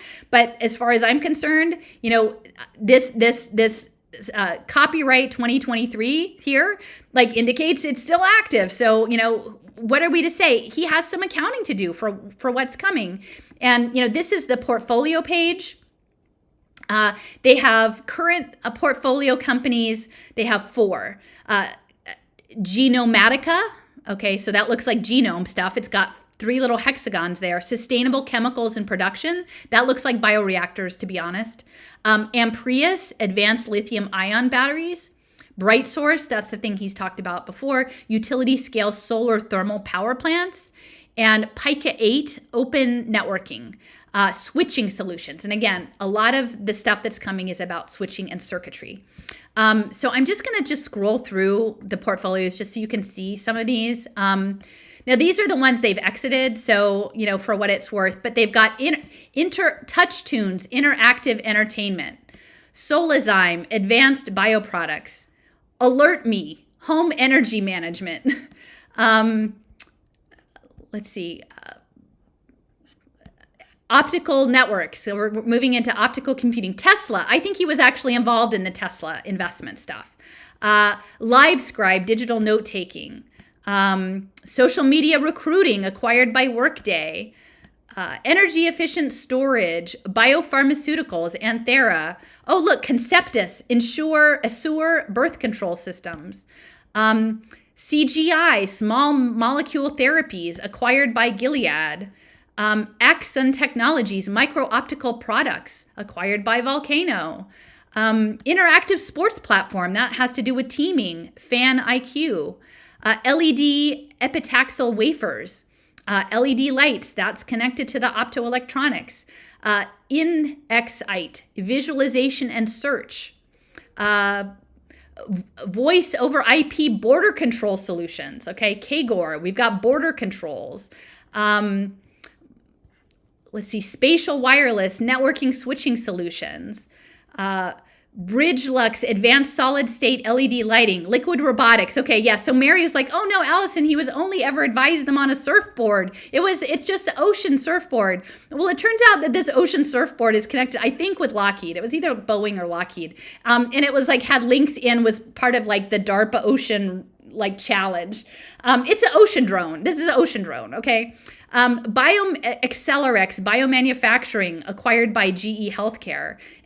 Tidal Software, intelligent automation, acquired by Cisco. I mean, I don't think we need, okay, I'm almost done. 1366, well, that's a number for people who like all the gematria stuff. Innovative silicon cell architecture for efficiency. There's the Ostara, the white wastewater treatments. Frisia, automated patient check-in solutions for healthcare. Talix, intelligent patient data analytics. Okay, so it's not, there's a more complicated story. We don't all just line up and go, oh, okay, this is the guy, right? This is the thing we do. We just line up behind him, right? We should be allowed to have a conversation about this. And what was very clear to me on Celia Farber's Substack was that no conversation was allowed. And that, in fact, not only was it not allowed, but people who weren't even part of her community, she would bring in and try to smear their research so that if you encountered it somewhere else, you wouldn't trust it. And so this is and again, I'm not saying that she did this with his, at his request or anything, but if you have people, because I know he's identified her as his brilliant researcher, I don't know what how how much research she's done for him. But like, if these are people in your inner circle and this is how you're representing yourself as a candidate, I think unless you've been bedazzled by the Substack pheromones, it's not going to come off very well. So so I'm going to play this clip. I think this is towards the end. I'm going to wait on the clip. I'm going to do a couple things. So he's talking about here how in this image, this is from 2012. It's a presentation he gave in Houston. And I don't know if Lynn is still on here, but it's really important. The energy trading is central. Texas is central. Texas being a blockchain state is central. The blockchain and the energy, they go hand in hand with the ed tech and the human capital and the digital government innovation and the free markets. It's very baked in. There's a reason why the big tech companies are leaving California and they're moving to Texas.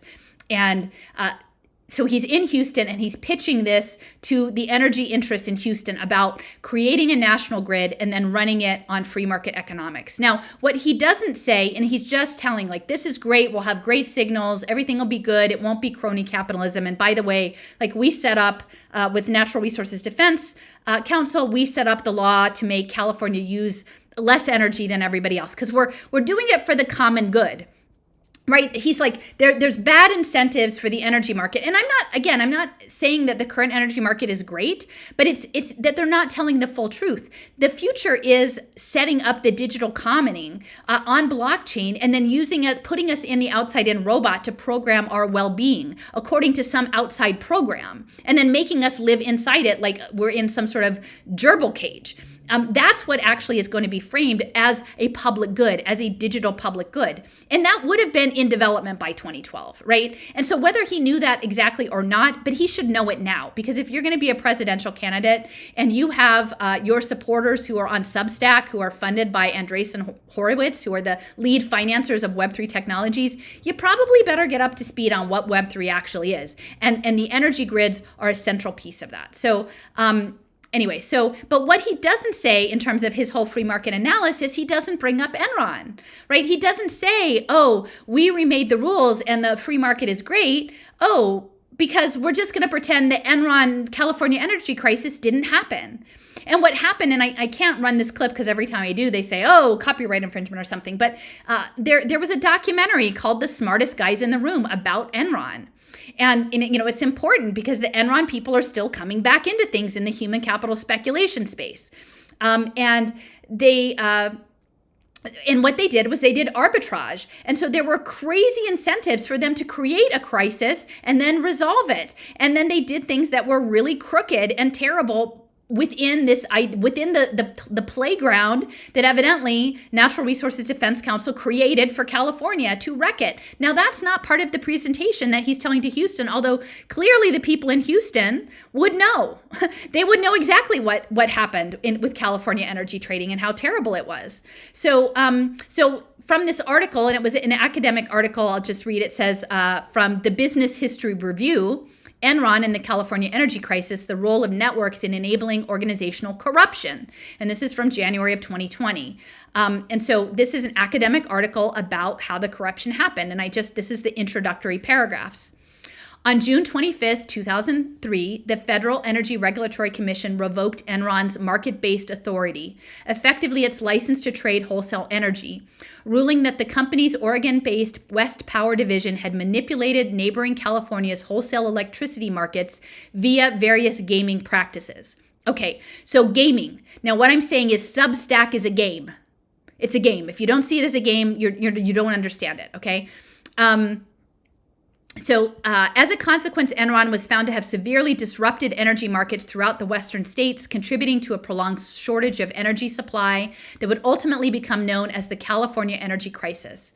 5 years previously, California had dramatically reconfigured its energy supply industry, splitting up the large monopoly utilities and creating markets for electricity to be traded between various participants, which seems to me is exactly what RFK Jr. is calling for at a nation scale. Okay, to create these open markets. The move was the first of its kind in the United States, following widespread liberalization of other regulated industries like natural gas, and the system initially performed well following its inception in 1998. However, by the spring of 2000, supply problems began to appear, leading to sharp rises in the cost of wholesale electricity. And then this is the second paragraph. While similar practices were found elsewhere, Enron's manipulation of California's markets was particularly extreme. Specifically, Enron's traders used their knowledge of the newly designed markets to artificially increase or decrease wholesale prices in their favor, which often involves submitting false supply and demand information, withholding available electricity, or scheduling energy they did not have. They also made use of flaws in the market's new computerized scheduling system, for instance, deliberately overloading parts of the grid to then receive payments for relieving it, okay? So this is pretty crappy, right? This is pretty crappy. When I play this clip, like, you'll know, right, that this is what he's talking about, only he's not going to tell you about Enron. But again, it's what is the next layer, right? So this is in the Business History Review. It's coming out just now. Well, what is the timing of this, right? This is what we should all be thinking. How would this be useful to the program, right? Well, Enron's bad behavior there, the things that they talk about, right? About manipulation, using secret knowledge, artificially doing prices, withholding electricity, submitting false information. Can you imagine something that might fix those things, right? Well, of course you would put blockchain AI something or other in charge, right? Don't leave it to Enron, leave it to some distributed system, right? So this is just what occurred to me now is like they created the problem to give you the solution, right? They're fine to let Enron wreck all the things. So then like 20 years later, they can come back and go, okay, we're going to do it. Now we're going to do the California thing across the country. But remember that Enron thing that got really messed up? Well, now we're going to do it with blockchain. So everybody has to be trustworthy. So I think that is important. The other thing that is important to understand about Texas is, and I talked with this a bit on the Flow Life session that I did with Lynn about Texas, is that switch with the YSWYTCH is very interesting to me. There is this thing called the ID3 group that John Clippinger at MIT Media Lab had set up with Sandy Pentland years ago, and they were really focused on the early prototypes of digital identity, and they called it open mustard seed, and it was this way of creating a quote-unquote trusted compute cell. So I guess if you have a trusted compute cell, people like me, who are the chaos agents of the Substack, can't get in, right? So you have your, maybe that's what Celia means, why the truth barrier or whatever, So you create this trusted compute cell, right? And they worked on digital identity really hard, and then they spun out something called the Token Commons Foundation. And then the Token Commons Foundation, they were for maybe 10, 15 years based in Cambridge, Massachusetts, connected to MIT, sort of an extension of MIT Media Lab. In 2019, in the lead up to all the nonsense, they relocated to Austin. And guess what? They switched up. They changed their name to Token Commons Foundation, which also has a footprint in Switzerland. And then they switched from digital ID to alternative energy, right? And then they started launching essentially sort of token engineering credits for good energy use. Only they got into trouble with the SEC because they couldn't actually have those are securities tokens and they're regulated. So they're like, oh, we take it back. Okay, we're not doing behavior tokens with our switch prosumer, right? But this idea, when I play this clip, you'll hear Kennedy say stuff like, we want to create every person in America and turn every house into an entrepreneurial energy machine, which is really intense when you think about like what is actually coming out of his mouth. But if you frame it within this idea of switch and the Texas energy futures trading and the behaviors tied to solar panels and smart people, smart meters and smart appliances and all of this stuff, it makes sense. Now they had to backtrack because again, they said, oops, if we do this, it's not a utility token anymore, or it's not a utility, it's a securities token, and we don't want that much trouble just yet. We haven't figured out all the things. So they took it back. But switch, and again, you can see the Token Commons Foundation is the same as switch. So them being in Austin and switching from digital ID to alternative energy is important. And then, so here's just the map to point this out. You've got, Mr. Clippinger there from MIT Media Lab and the Token Commons Foundation, and he's doing some presentation on sort of, city science. And, you've got him here. He's at the Human Dynamics group with Sandy Pentland, who's over here off the page.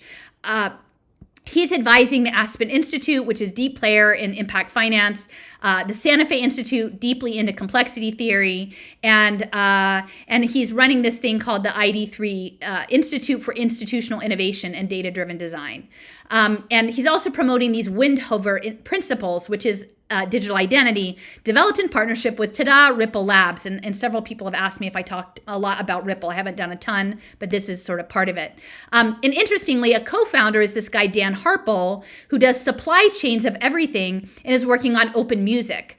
And so I think we need to understand music and also scent and olfaction as part of the stigmergic signaling. And clearly we know that music is huge in the subliminal messaging space. I mean, they've used that in like the Muzak for so many years, right? But this idea of open music for programming people in the Ant computer is really important. So I want to point that out.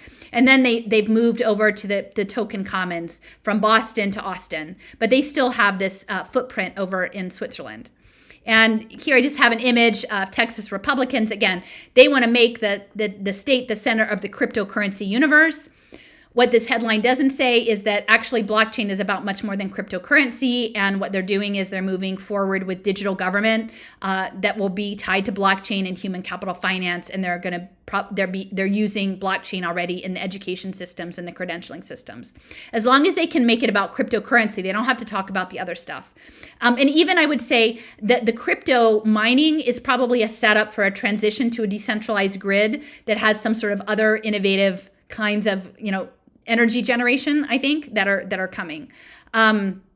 Because they're going to use the crypto to say, oh, well, look, it's drawing too much energy. We need innovative energy uses. And then here, Steyer was a big backer of the Natural Resources Defense Council. And this is from 2015. So he shut down his NGO dealing with environmentalism. And this is like straight up corporate environmentalism. And he's deeply embedded in the impact finance space. Now, he would be more aligned with the work that Leo has been doing in natural capital, right? I do human capital. Leo does more than natural capital, but the climate stuff would be closely embedded in all the blockchaining and the regenerative finance stuff that was set up. So major funder of Natural Resources Defense Council. So he shuts it down in 2015 to run for president.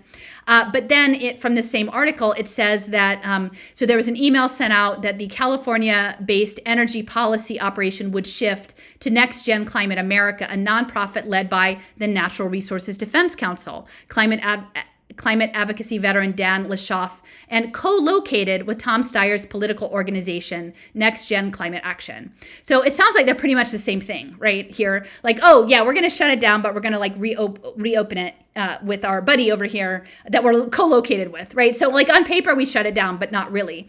And this is important because, again, if you think about it, like, it doesn't seem truly logical that RF Kennedy Jr. would be running on the Democratic ticket. Like it unless you understand that his backers, who maybe think that they can buy this, are deeply embedded in the Democratic Party, and that there may be interests if what we go along with is some sort of ongoing required pharmaceutical intervention or something that could be linked to a digital identity and behavior management and energy, that they would be happy to participate, right? And they would be happy to sort of put their, be the party to front that if that's what they could get out of it. Now, Steyer was a panelist at the first Vatican Impact Investing Conference. And I will say the Substack, the thing that actually led to the comment that got pulled, and then it was like a meta, a thing of a thing. Like Celia Farber had made a post saying that, oh my gosh, RFK Jr. in his presidential campaign should definitely tap into the Catholic side of things, because he's, it's channeling a little bit of the Naomi Wolf good and evil. Like, he knows evil, right? And he's a good Catholic, and this could be a really good thing for him in this campaign. Well, okay, so that's interesting because the Catholic Church and the Vatican specifically is deeply invested in impact finance in the U.S. coming through the Notre Dame Business School, but then, again, going through the Vatican. So the first conference was in 2014, framed as for the poor, but again, Steyer's in it because he's interested in energy and climate futures. And you can see some of the people, they had a private meeting with the Pope. It's this woman, Carolyn Wu, that I've tracked, and she's the president of Catholic Relief Services as a major player. Felipe Santos, the academic director of INSEAD, of social entrepreneurship. Patricia Deneen, she's very important because she's the chair of the Impact Finance Investing Council. She is aligned with the Boston Archdiocese, all right? So we're talking about putting people on blockchain. We're talking about building digital twins. We're talking about tracking behavior. We're also talking about linking it into an institution that has a pretty bad track record with regard to harming children, right? Among others. And I'm not saying that that's across the board for all Catholics, but institutionally, it's a problem. And so you link global financial markets to this, and the same people who perpetrated those past harms, you move into the next space. It's a concern, right? And then you've got Ronald Cohen, my buddy Ronald Cohen, who I used to spend a lot more time thinking about, but my view has gotten so much larger. But he's the guy in Great Britain with close ties to Israel who built the social impact bond market in England, and then Michael Bloomberg brought it here. So these are very key players who were there in 2014. And then we've got this last bit of the page where we've got Margie Sullivan, who is chief of staff of USAID, and again.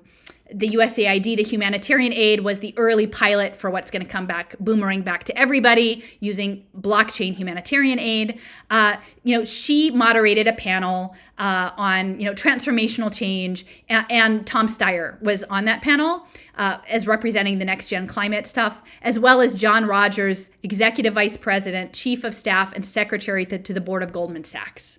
Okay, now guys, this is a concern. Like, we need to have a bigger conversation about what this is. And the very fact that for 3 years we haven't been able to have a conversation about human capital finance. And again, I'm not placing this on the Vatican because, I've documented very clearly a lot of the faith-based institutions, Jesus Christ of Latter-day Saints is in on this, the Baha'i are in on this, Tikkun Olam, the Jewish church is in on, Jewish synagogues is in on this, Jewish faith. There's Sharia compliant, ESG, Muslim, like this is happening across. I'm sure they're going to have like probably Taoist, Taoist. It's all of it, but we actually have to start looking, like we have to look at it. And they've got everybody running in these little like ant circles, and then swatting at people like me, like, bah, bah, like, and I realized, reading this paper today, they don't have any incentive to know what I know. They don't. Like they have every disincentive to know, and yet it's going to bite them in the butt. In the end, it's going to bite them in the butt. So here is the Truth Barrier. Again, what a strange name. From April 14th, this is what someone commenting on this is what pulled my clip into the whole juggernaut thing that was going on over there. And it's about the Kennedy family going to Poland. And then, all the people came out and, and how inspiring it was. But how she closes it is to say, interestingly, so this is an important quote. So this is an interview, and it says from 5 years ago. So again, pre-lockdown. It says Robert F. Kennedy is talking about the polarized political climate. And so I think what we're going to see is we're going to see an attempt at this transpartisanism. We're going to see an attempt at a third way, like a health freedom third way to, and I don't know how it's going to work because clearly it's still polarized, but somehow maybe they're going to do this is the Hegelian dialectic synthesis part, and that somehow he is going to be introduced as the transpartisan answer to freedom and justice in the American way, right? So the title of this, the clip that she's sharing is from 5 years ago. Robert F. Kennedy discusses the polarized political climate. So he's going to be set up, I think, as the answer to polarity. So this is Celia's quote. Also take note just how strictly Catholic Ethel was. How many rosaries did the 11 Kennedy children recite each day? If I had a voice in this campaign strategy, I would get Mr. Kennedy on Catholic channels to discuss the faith he was raised in and what it came to mean for him.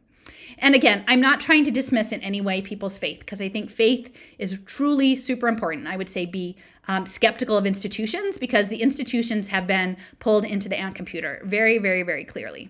So having gone through all of that, I'll play the clip now, and you can hear what you hear in it. Because now, this is part of a longer thing, so I don't want to be accused of like pulling things out of context. Realistically speaking, I can't come on here and like play like a whole 20-minute clip. because people are not going to pay attention to that. So I have the link like on my channel to the original. Actually, it's a whole page of things, but I think it's really important that he's there speaking to people in Houston, because you might not think that, right? You've got an environmentalist, the guy who's positioned himself as like, but he's a corporate environmentalist, right? He's a corporate environmentalist working for the Rockefeller Foundation, who created Standard Oil. So maybe it's not really such a juxtaposition, but I think we have to think through the steps, right? Rockefeller buys the environmental movement and then sends the lawyer / venture capitalist to promote free market energy trading using a national grid. And I think what I'm hearing, and I'll just emphasize this, is they are going to frame the interconnectivity of this national grid, like the ARPANET, as a public good and something that will benefit us all, and that they will probably connect it and try to thread it through the ESG finance. So this is about 4 minutes. A marketplace that turns every American into an energy entrepreneur, every home into a power plant, and powers this country. Okay, so I'm just going to replay that part. So listen closely. A marketplace that turns every American into an energy entrepreneur, every home into a power plant, and powers this country based upon American entrepreneurship and initiative and human energy and what Franklin Roosevelt called America's industrial genius, rather than Saudi Arabian oil.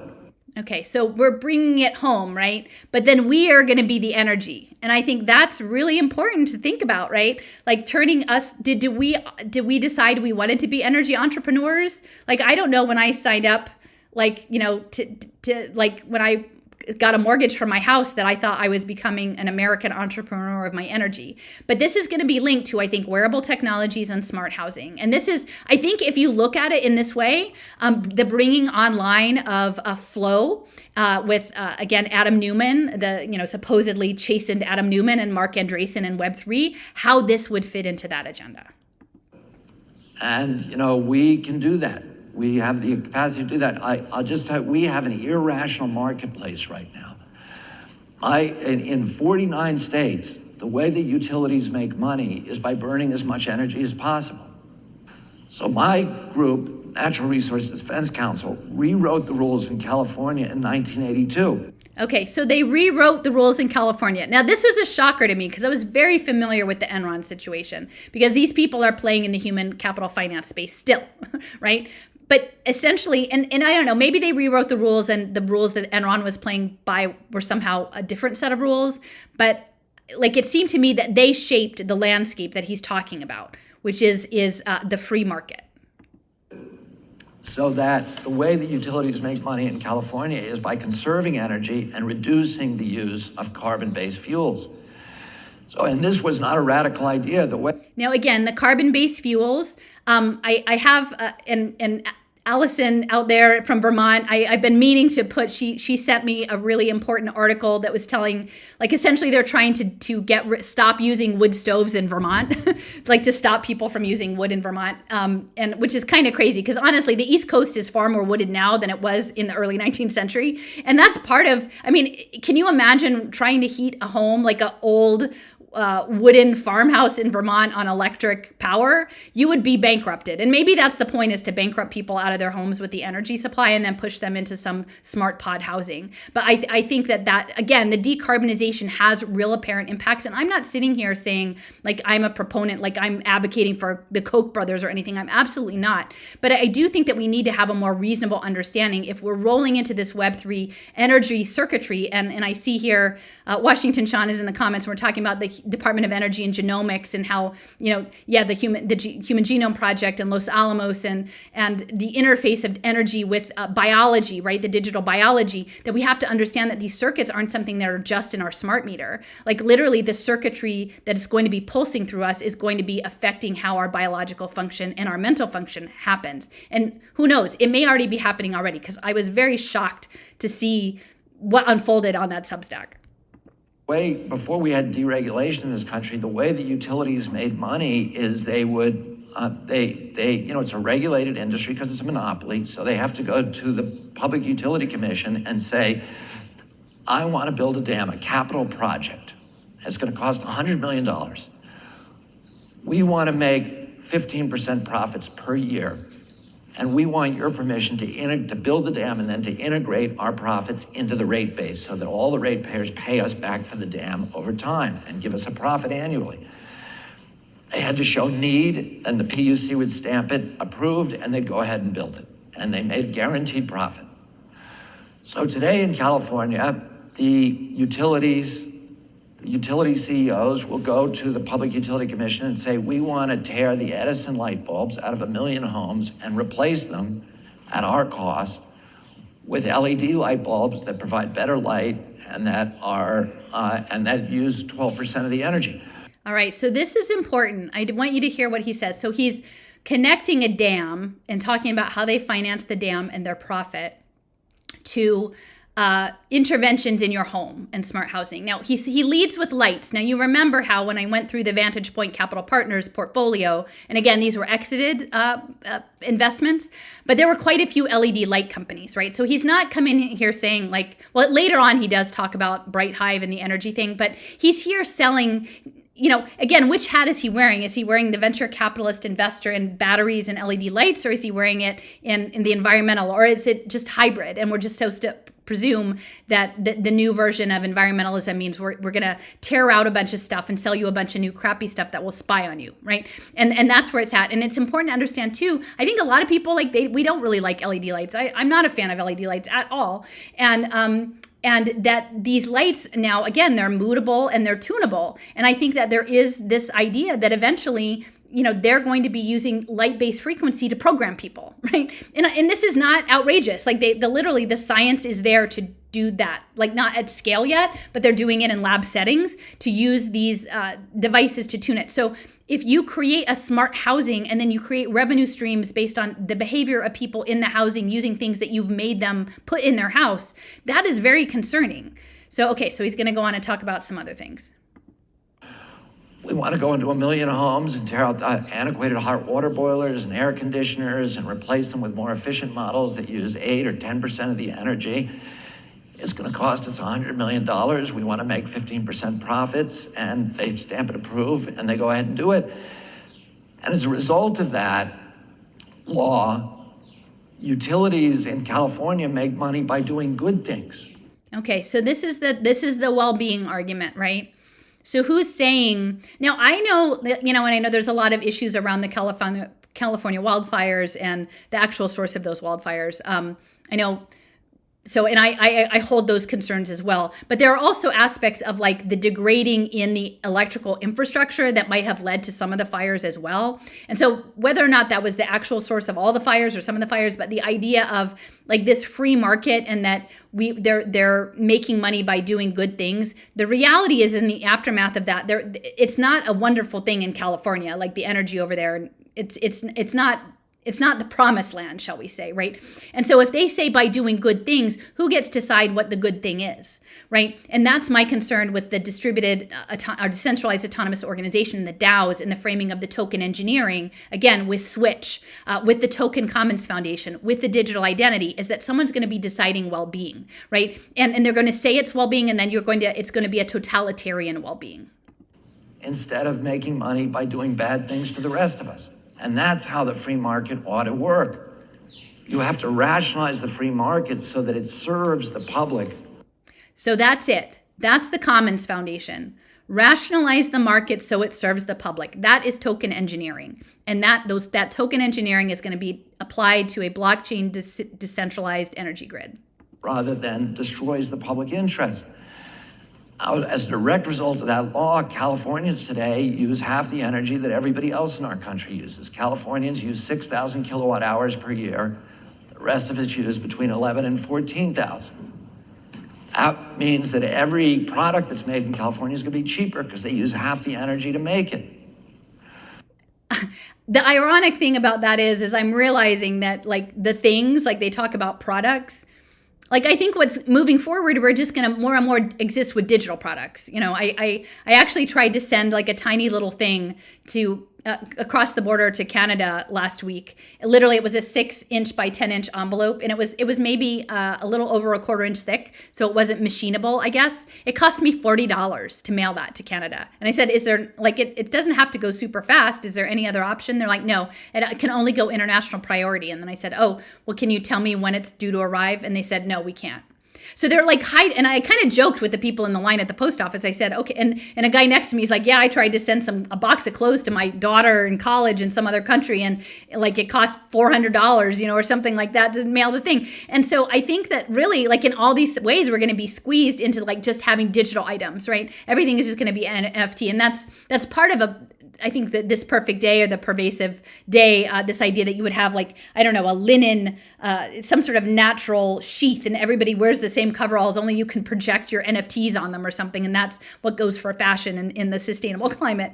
So anyway, I just want to make this point out, that this idea that somehow because the energy is less, and I'm not so sure about that all of the products in California are going to be less expensive for people and that's going to be better is an accurate portrayal of how it actually is.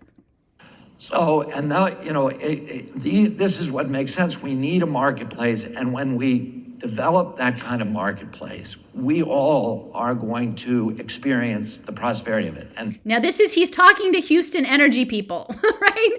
We're all going to experience the prosperity of having created this marketplace. So are regular people in this room hearing this conversation about the marketplace that's being engineered? I see someone saying, like, they don't get to use, a gas stove, or they don't get to use a wood burning stove, to heat their home. The prosperity is going to accrue to a limited number of people. We've done this before. In 1979, we built an ARPANET grid in our country, a national marketplace for the internet. And today, most Americans have a personal computer. And because we built that marketplace. And what happened to the cost of information, of bits and bytes? It has plummeted to zero. Yeah, and that's part of this problem of reality management, is the cost of bits and bytes has run to zero. And so in that, now we have huge amounts of noise, right? We have a reality that is constructed of everything, everything. And you're trying to sift through it and make sense of what it is. And it's very, very difficult because we're being bombarded. Now, I'm not saying there was some golden day like age back in the, 60s where we just had 4, TV stations and it was like, that was wonderful. Like, I'm not saying that. But we do have to acknowledge that the cost of bits and bytes going to zero isn't necessarily an unalloyed success. Essentially, it has changed life in very fundamental ways and changed our cognitive processes and changed our social processes. Which is exactly what's going to happen to electrons as soon as we build a national grid for energy. All of these little gadgets that we have now, like iPhones and iPads, are all the offspring of the revolution that was triggered because we built a national grid for telecommunications. And what's happened to the cost of telecommunications? Okay, so they're talking about it going down. This is a longer thing and you can look at the whole thing. But I think this idea, what I wanted to get across is we can become our own energy entrepreneurs through our home, that he's pitching a national grid with free market economics. But it's all going to be linked to smart devices, right? In the name of climate sustainability. And that's connected to his funders, right? The impact finance crowd. And it's, he's connecting it to the internet, right? The ARPANET, and which it is an extension, right? The energy grid is the extended ARPANET, and that is part of the cybernetics. And I think it is a parasitic force. It is what the rails that the smart contract layer is going to run on. And the smart contract layer will do the steering with the signaling that happens through votes and tokens and money and digital content. And we will be steered in really ways that concern me a lot. So, I'll just, just go back in closing. Thank you, Quantum Heart Cafe, for a very lovely comment yesterday talking about the slime mold. And thank you, my friend who did the guest post on the slime mold and understanding emergence. Again, this is Quantum Heart. I know you made a connection with the ant computer, and what happened with the Substack also reminds me of slime mold. In Emergence, which is a book, Stephen Johnson talks about how individual slime mold cells trigger a formation of an organism by emitting something called a cyclic AMP, like a pheromone. And those with the most cyclic AMP I wonder if this would be equivalent to influencers attracting an audience, could attract enough slime cells that then forms the organism.